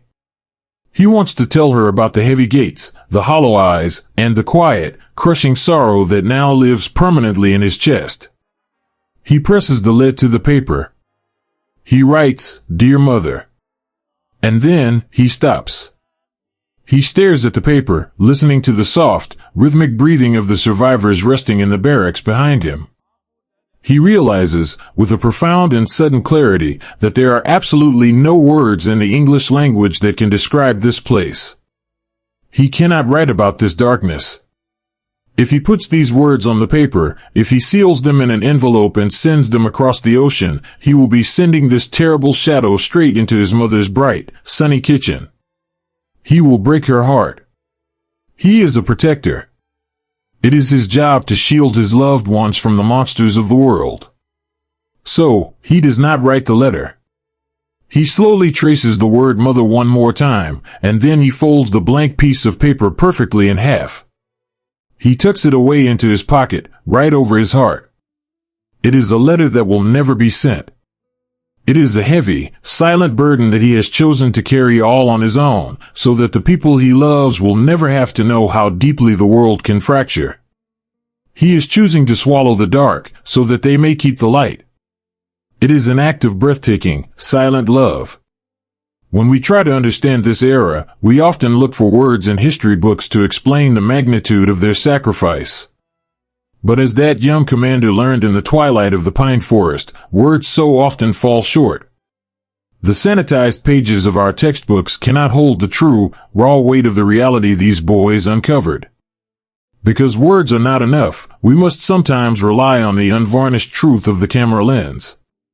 To truly honor the profound sorrow and the incredible kindness of these young men, we must be willing to bear witness to the uncensored reality they faced. I have curated a digital collection of unseen, raw images and unblurred video footage from the war, capturing the stark, true history of these discoveries exactly as the boys saw them. It is available on Gumroad for those who feel a respectful calling to understand the full depth of their journey. Please, to keep yourself safe, only use the secure link I've placed in the description below. If you try to search for this on the internet, the top results are unfortunately often fake websites designed to scam you, and I want to make sure you are protected. Now, take a slow, cleansing breath, and let the heavy sorrow of the day gently settle into the earth. The night has fully wrapped its quiet arms around the forest. The sky above the towering pines is a deep, velvety black, dusted with a million bright, watchful stars. The air is cool and still. The heavy green machines sit in a protective semicircle around the wooden barracks. They are not weapons tonight. They are massive, silent guardians, keeping watch over the fragile souls who are finally sleeping in peace. Their thick steel armor is a shield against the night. The American boys are sleeping on the ground, wrapped only in their thin canvas jackets because they have given all their blankets away. They shiver slightly in the cool spring air, but they do not complain. They sleep deeply, the exhaustion of the long road finally catching up to them. The young commander rests his head against the cold steel of the tank's tread. He feels the folded, blank piece of paper in his pocket. He is changed forever. He has seen the worst of what the world can do, but he has also felt the incredible, healing power of a shared wool coat and a gentle hand. Let the forest stand perfectly still. Let the stars shine their soft, silver light down on the sleeping camp. The boys have found the end of the dark, and they have filled it with their own quiet, enduring humanity. Sleep now, brave and gentle souls. The monsters are gone. The gates are open. Rest your heavy hearts on the soft earth, and let the profound, sweeping peace of the night hold you perfectly safe until the morning breaks. There is a specific kind of silence that only arrives when the very earth finally remembers how to exhale. Breathe in the soft, misty air of a quiet European morning. The long, agonizing storm has finally broken. The skies are no longer choked with the gray, heavy ash of ruined cities or the blinding white snows of the frozen forests. Instead, a pale, milky blue stretches out over a gentle, rolling meadow. The grass here is tall, heavy with the morning dew, and it sways with a slow, peaceful rhythm in the cool spring breeze. In this quiet field, resting in long, uneven lines, are the heavy green machines. For the young men who have lived inside them, this morning feels completely, wonderfully surreal. The radio operator, a quiet boy from a small town in Oregon, had been sitting in the dim light of the hold just an hour before. He had been listening to the gentle crackle of the static, expecting the sudden, sharp bark of orders, the frantic call to start the engines and push forward into the dark. But the voice that came through the headset was different. It was tired, thick with emotion, and unbelievably soft. The orders were to stand down. The guns were to fall silent.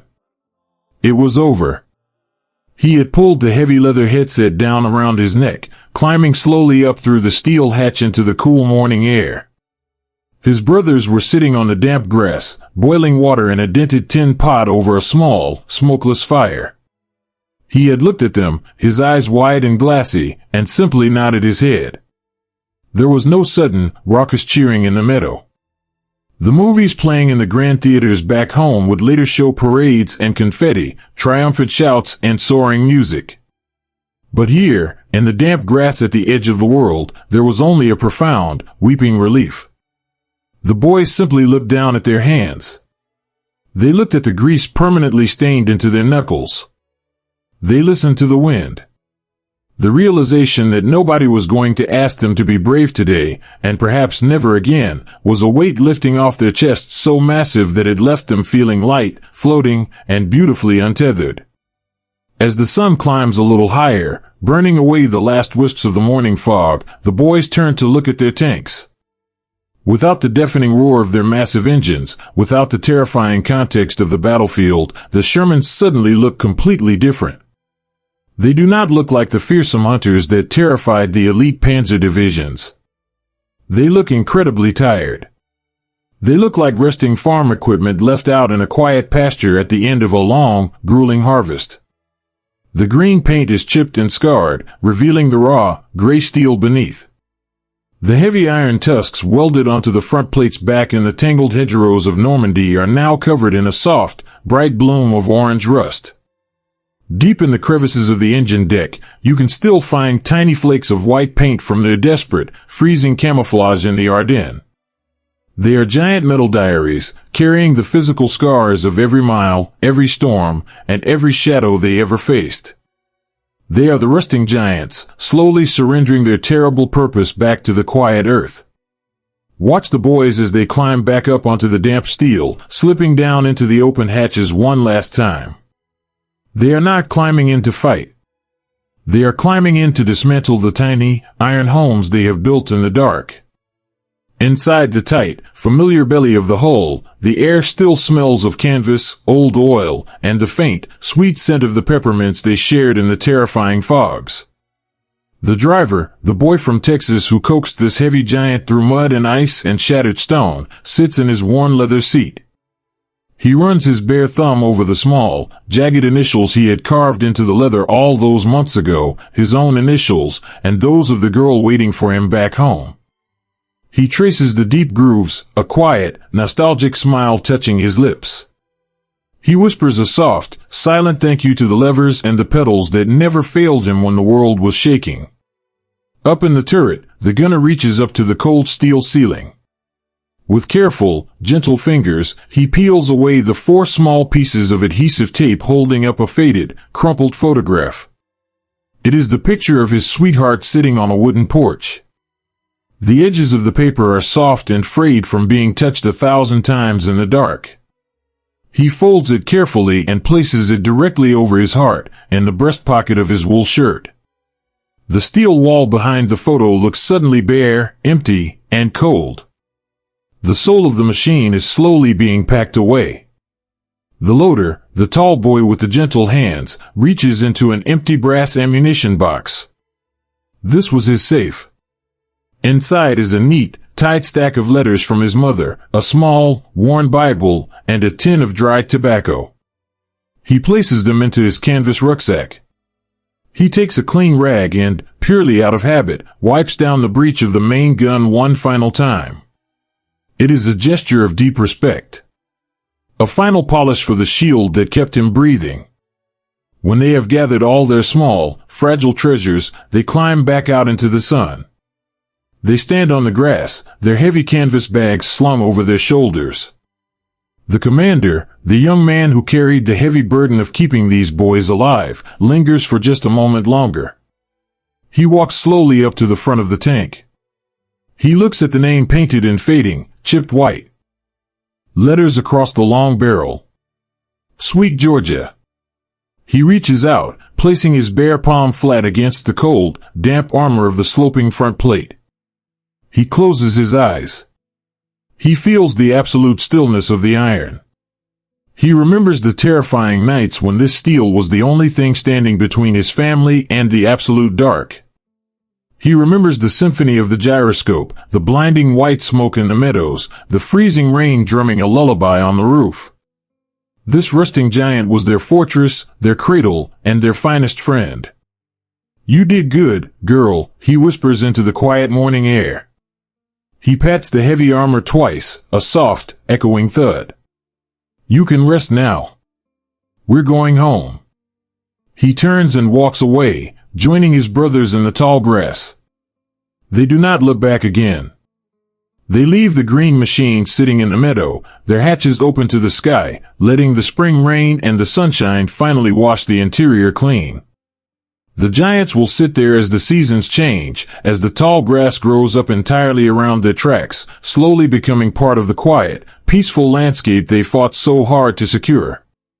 Later that evening, the boys find themselves in a temporary camp, far away from the resting iron. The air is sweet, smelling of wood smoke and roasting coffee. There is no need for dim, red flashlights tonight. The camp is brightly lit with warm, yellow lanterns hanging from the branches of the oak trees. There is a soft murmur of conversation, a few quiet laughs, and the gentle strumming of an acoustic guitar somewhere in the distance. The loader finds a quiet spot near the edge of the camp, sitting on a smooth wooden log. He balances his familiar notepad on his knee. He has written so many letters in the dark, so many careful words designed to shield his mother from the terrors of the world. But tonight, his pencil moves with a sweeping, unburdened grace. Dear Mama, he writes, the lantern light casting a warm glow over the paper. I am writing this to you out in the open, under a beautiful, bright lantern. The night is so quiet, and nobody is afraid. The captain told us this morning that we don't have to drive the machine anymore. We packed up our bags and we left her resting in a field of green grass. He pauses, taking a deep, slow breath of the cool night air. The tightness that has lived in his chest for over a year is entirely gone. It felt strange to walk away from her, he continues, his handwriting flowing smoothly. She kept us so safe, Mama. She took all the hits so we wouldn't have to. I patted her side before we left, just like you used to pat the old draft horse after a long day of plowing. But we are done with the heavy work now. The boys are all here. Thomas is sleeping by the fire, and William is humming a song. I am looking up at the stars, and they look exactly like the stars over our roof. I will be walking up our front steps before the summer is over. You can open the windows, Mama. The storm is past. He folds the letter, a profound, beautiful artifact of a world finally healing. These delicate, whispered moments, the final pad on cold steel, the packing away of a worn photograph, the first letter written in true, unburdened peace, are the true, enduring heartbeat of this history. They remind us that behind the grand sweeping narratives of tactics and armor, there were simply young men deeply longing for the quiet comforts of a gentle life. Unearthing these silent goodbyes, dusting off the forgotten letters, and weaving them into a space where we can remember them softly requires a massive amount of dedicated time, research, and quiet love. If you find comfort in these stories, and if you wish to help support the massive effort it takes to keep these quiet whispers alive, I would be deeply grateful for a small tip on my Ko-Fi page. Even something as small as $1 helps ensure these quiet voices and the memory of their rusting giants are never lost to the wind. Please, to keep yourself safe, only use the secure link I've placed in the description below. If you try to search for this on the internet, the top results are unfortunately often fake websites designed to scam you, and I want to make sure you are protected. Now, let us return to the quiet camp and let the peace of the evening completely wash over you. The lantern light flickers gently in the breeze. The boys are curled up in their sleeping bags, resting on the soft earth. They are not huddled together for warmth tonight, nor are they pressed shoulder to shoulder in a cramped, dark hole. They are spread out, arms thrown wide, sleeping with the deep, profound abandon of the truly safe. There are no sentries pacing the perimeter with heavy boots. There is no anxious watching of the tree lines. The only sound is the gentle crackle of the dying campfires, the soft rustle of the oak leaves, and the deep, rhythmic breathing of young men who have finally laid their heavy burdens down. Far away, in the misty meadow, the rusting giants sit silently under the moon. The silver light reflects off the open hatches and the long, quiet barrels. The dew settles over the thick armor, a gentle, cooling blanket. They are perfectly still, their iron slumbers deep and unbroken. They have done their duty. They have carried the boys through the fire, and they have safely delivered them to the dawn. Let your own shoulders drop. Let the heavy thoughts of the day slip away into the dark. The long journey is over. The world is safe, the machines are resting, and the brave, weary boys are finally going home. Close your eyes, listen to the soft wind in the trees, and let the quiet, beautiful peace of the night carry you safely into a deep, untroubled sleep. To leave a piece of your heart resting in a foreign field is to learn how to carry the quiet weight of the whole world inside you. Breathe in the soft, sweet air of a late summer evening back home. The long, swaying journey across the vast gray ocean is finally over. The heavy, crowded troopships that carried them away as nervous boys have brought them back as quiet, profoundly changed men. There are no sirens now. There is no thunder of artillery shaking the horizon, and there is no freezing mud clinging to their boots. There is only the familiar, rhythmic clatter of a train rolling gently over steel tracks, cutting through the golden, rolling plains of the American heartland. Look out the window with the young tank commander. He rests his cheek against the cool glass, watching the sun dip low over the wheat fields. The light here is different than the light in Europe. It is a warm, honeyed gold that seems to forgive everything it touches. He watches the old wooden barns and the leaning fence posts pass by, illuminated in this gentle glow. He is wearing a clean uniform, the rough canvas and the dark engine grease finally washed away, but beneath the pressed fabric, he carries a heavy, invisible tapestry of memories. When the train finally hisses to a slow, sighing halt at the small-town station, the air is thick with the scent of honeysuckle and warm dust. There is no grand parade waiting for him. He did not want one. He steps down onto the wooden platform, his canvas duffel bag slung lightly over his shoulder. And there, standing under the flickering yellow glow of the station light, is his mother. The embrace is completely silent. It is a desperate, crushing hold, a physical tethering of two souls that have been separated by an ocean of fear. She presses her face into his shoulder, her hands trembling as they smooth the fabric of his coat. She is making sure he is real. She is making sure the boy she sent into the dark has truly returned to the light. He closes his eyes, breathing in the scent of lavender soap and the familiar, comforting smell of her kitchen. He is home. The long road has finally led him back to the front porch. But that night, as the house settles into a deep, peaceful slumber, the true nature of his return begins to unfold. He lies in his own childhood bed. The mattress is unbelievably soft. The sheets are made of clean, cool linen that smells of the summer sun. There is no heavy steel hatch pressing down just inches above his face. There is no biting wind creeping through the floorboards. But the silence of the room feels vast, almost too large to comprehend. For over a year, his entire universe was a tiny, cramped iron room. He is used to sleeping shoulder to shoulder with 4 other breathing souls. He is used to the comforting, low hum of the gyroscope, the faint smell of hot brass, and the absolute, unwavering certainty that his brothers were right there beside him in the dark. Now, the space around him feels empty. He reaches his hand out in the shadows, his fingers brushing against the cool, empty cotton of the mattress. He misses them. He misses the quiet boys who shared his shadow. Some of his crew have gone back to their own quiet towns, to the dusty roads of Texas or the snowy streets of Maine. But others did not make the journey across the ocean. They stayed behind, resting eternally beneath the apple orchards of Normandy, or deep in the silent, frozen pines of the Ardennes. It is a gentle, bittersweet sorrow that fills his chest. It is not a sharp, tearing pain, but a deep, enduring ache, the kind of ache that comes from loving someone so deeply that their absence becomes a permanent fixture in your soul. He turns his head to look out the open window. The sheer white curtains flutter in the warm night breeze. The crickets are singing their rhythmic, endless lullaby in the tall grass. He thinks of the young loader, the boy with the soft hands who used to play the piano. He remembers the way the loader would carefully break a piece of hard chocolate in the freezing dark, passing it across the turret with a gentle, reassuring smile. He remembers the quiet letters the boy used to write, shielding his family from the terrible truths of the war.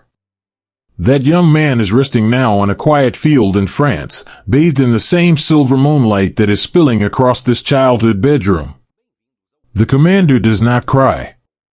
He simply places his hand over his heart, feeling the steady, rhythmic beat of his own life. He knows, with a profound and beautiful certainty, that he is carrying his fallen brother within him.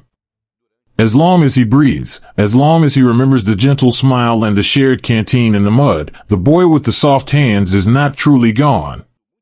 He is simply sleeping in a different part of the commander's heart. The next morning, the sun rises bright and clear, washing the world in a pristine, hopeful light. The commander walks out onto the wooden porch, a steaming mug of coffee in his hands. The coffee is rich and dark, brewed in a clean ceramic pot, completely devoid of the metallic tang of the dented canteens they used in the field. He sits down on the old wooden swing, the chains creaking softly, a familiar, comforting melody. He watches a hawk circling high above the fields, entirely free, gliding on the invisible currents of the wind. He realizes that this quiet morning, this gentle peace, is exactly what they fought for.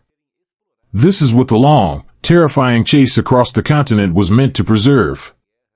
The empty cots in the canvas tents, the rusting green giants left in the foreign meadows, the heavy sacrifices made in the mist, they were all given so that this front porch could remain safe. So that the crickets could continue their song without the interruption of thunder. He reaches into his pocket and pulls out a small, blank piece of paper and a familiar stub of a pencil. He rests the paper on his knee. He is not writing to his mother anymore. He is writing a letter to the boys who stayed behind. My dear brothers, his pencil moves slowly, the graphite soft and smooth. I am sitting on the porch today, and the sun is very warm. I made it home. I want you to know that the grass here is just as green as we imagined it when we were hiding in the snow. I am safe, and the world is finally quiet. He pauses, taking a slow sip of the coffee, letting the warmth settle in his chest. I am keeping my promise to you, he writes. I am living a good, quiet life. I will plant a garden next spring, just like William wanted to do. I will go to the dances and I will listen to the music, and every time I hear a beautiful song, I will listen to it for you. You do not need to worry about me anymore. Your watch is over. The heavy iron is resting, and so should you. I am carrying your memory with me, and it is lighter than a feather. Sleep well, my friends.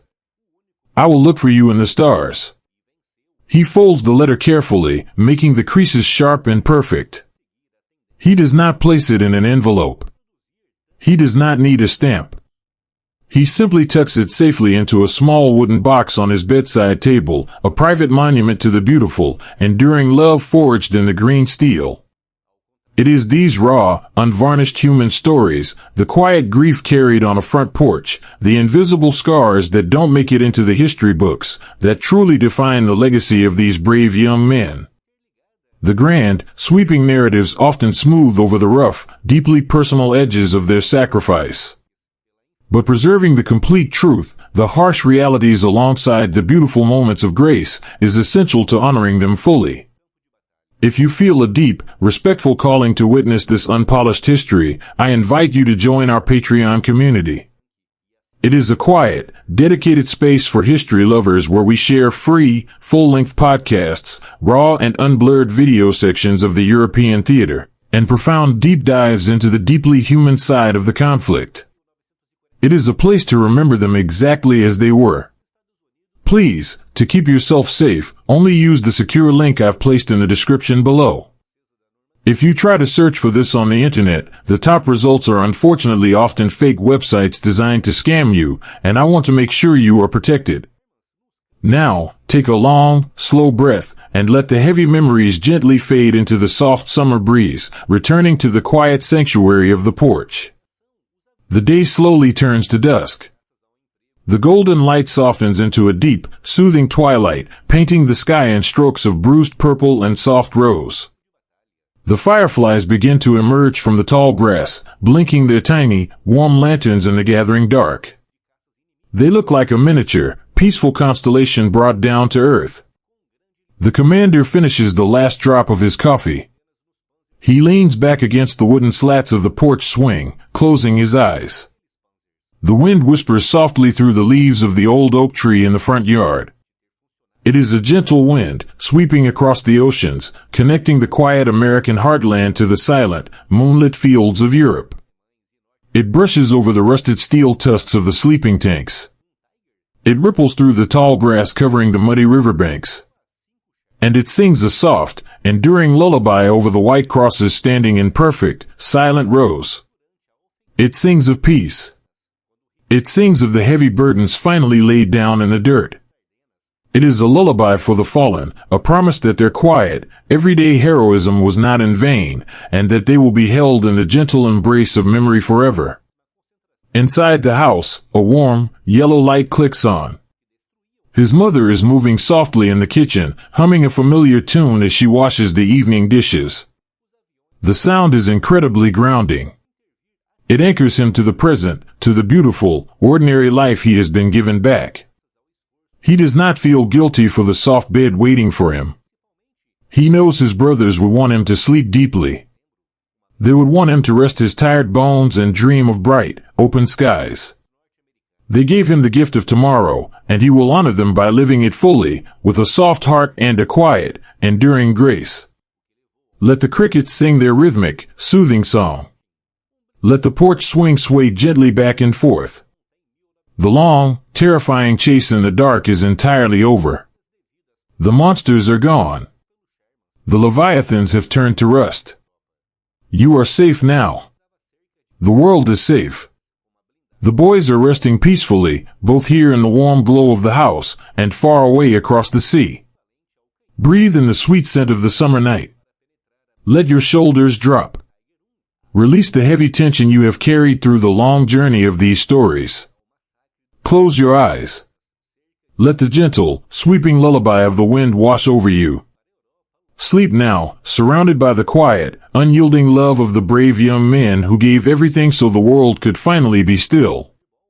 Rest deep, rest completely, and let the peaceful, unbreakable calm of the night hold you perfectly safe until the morning light.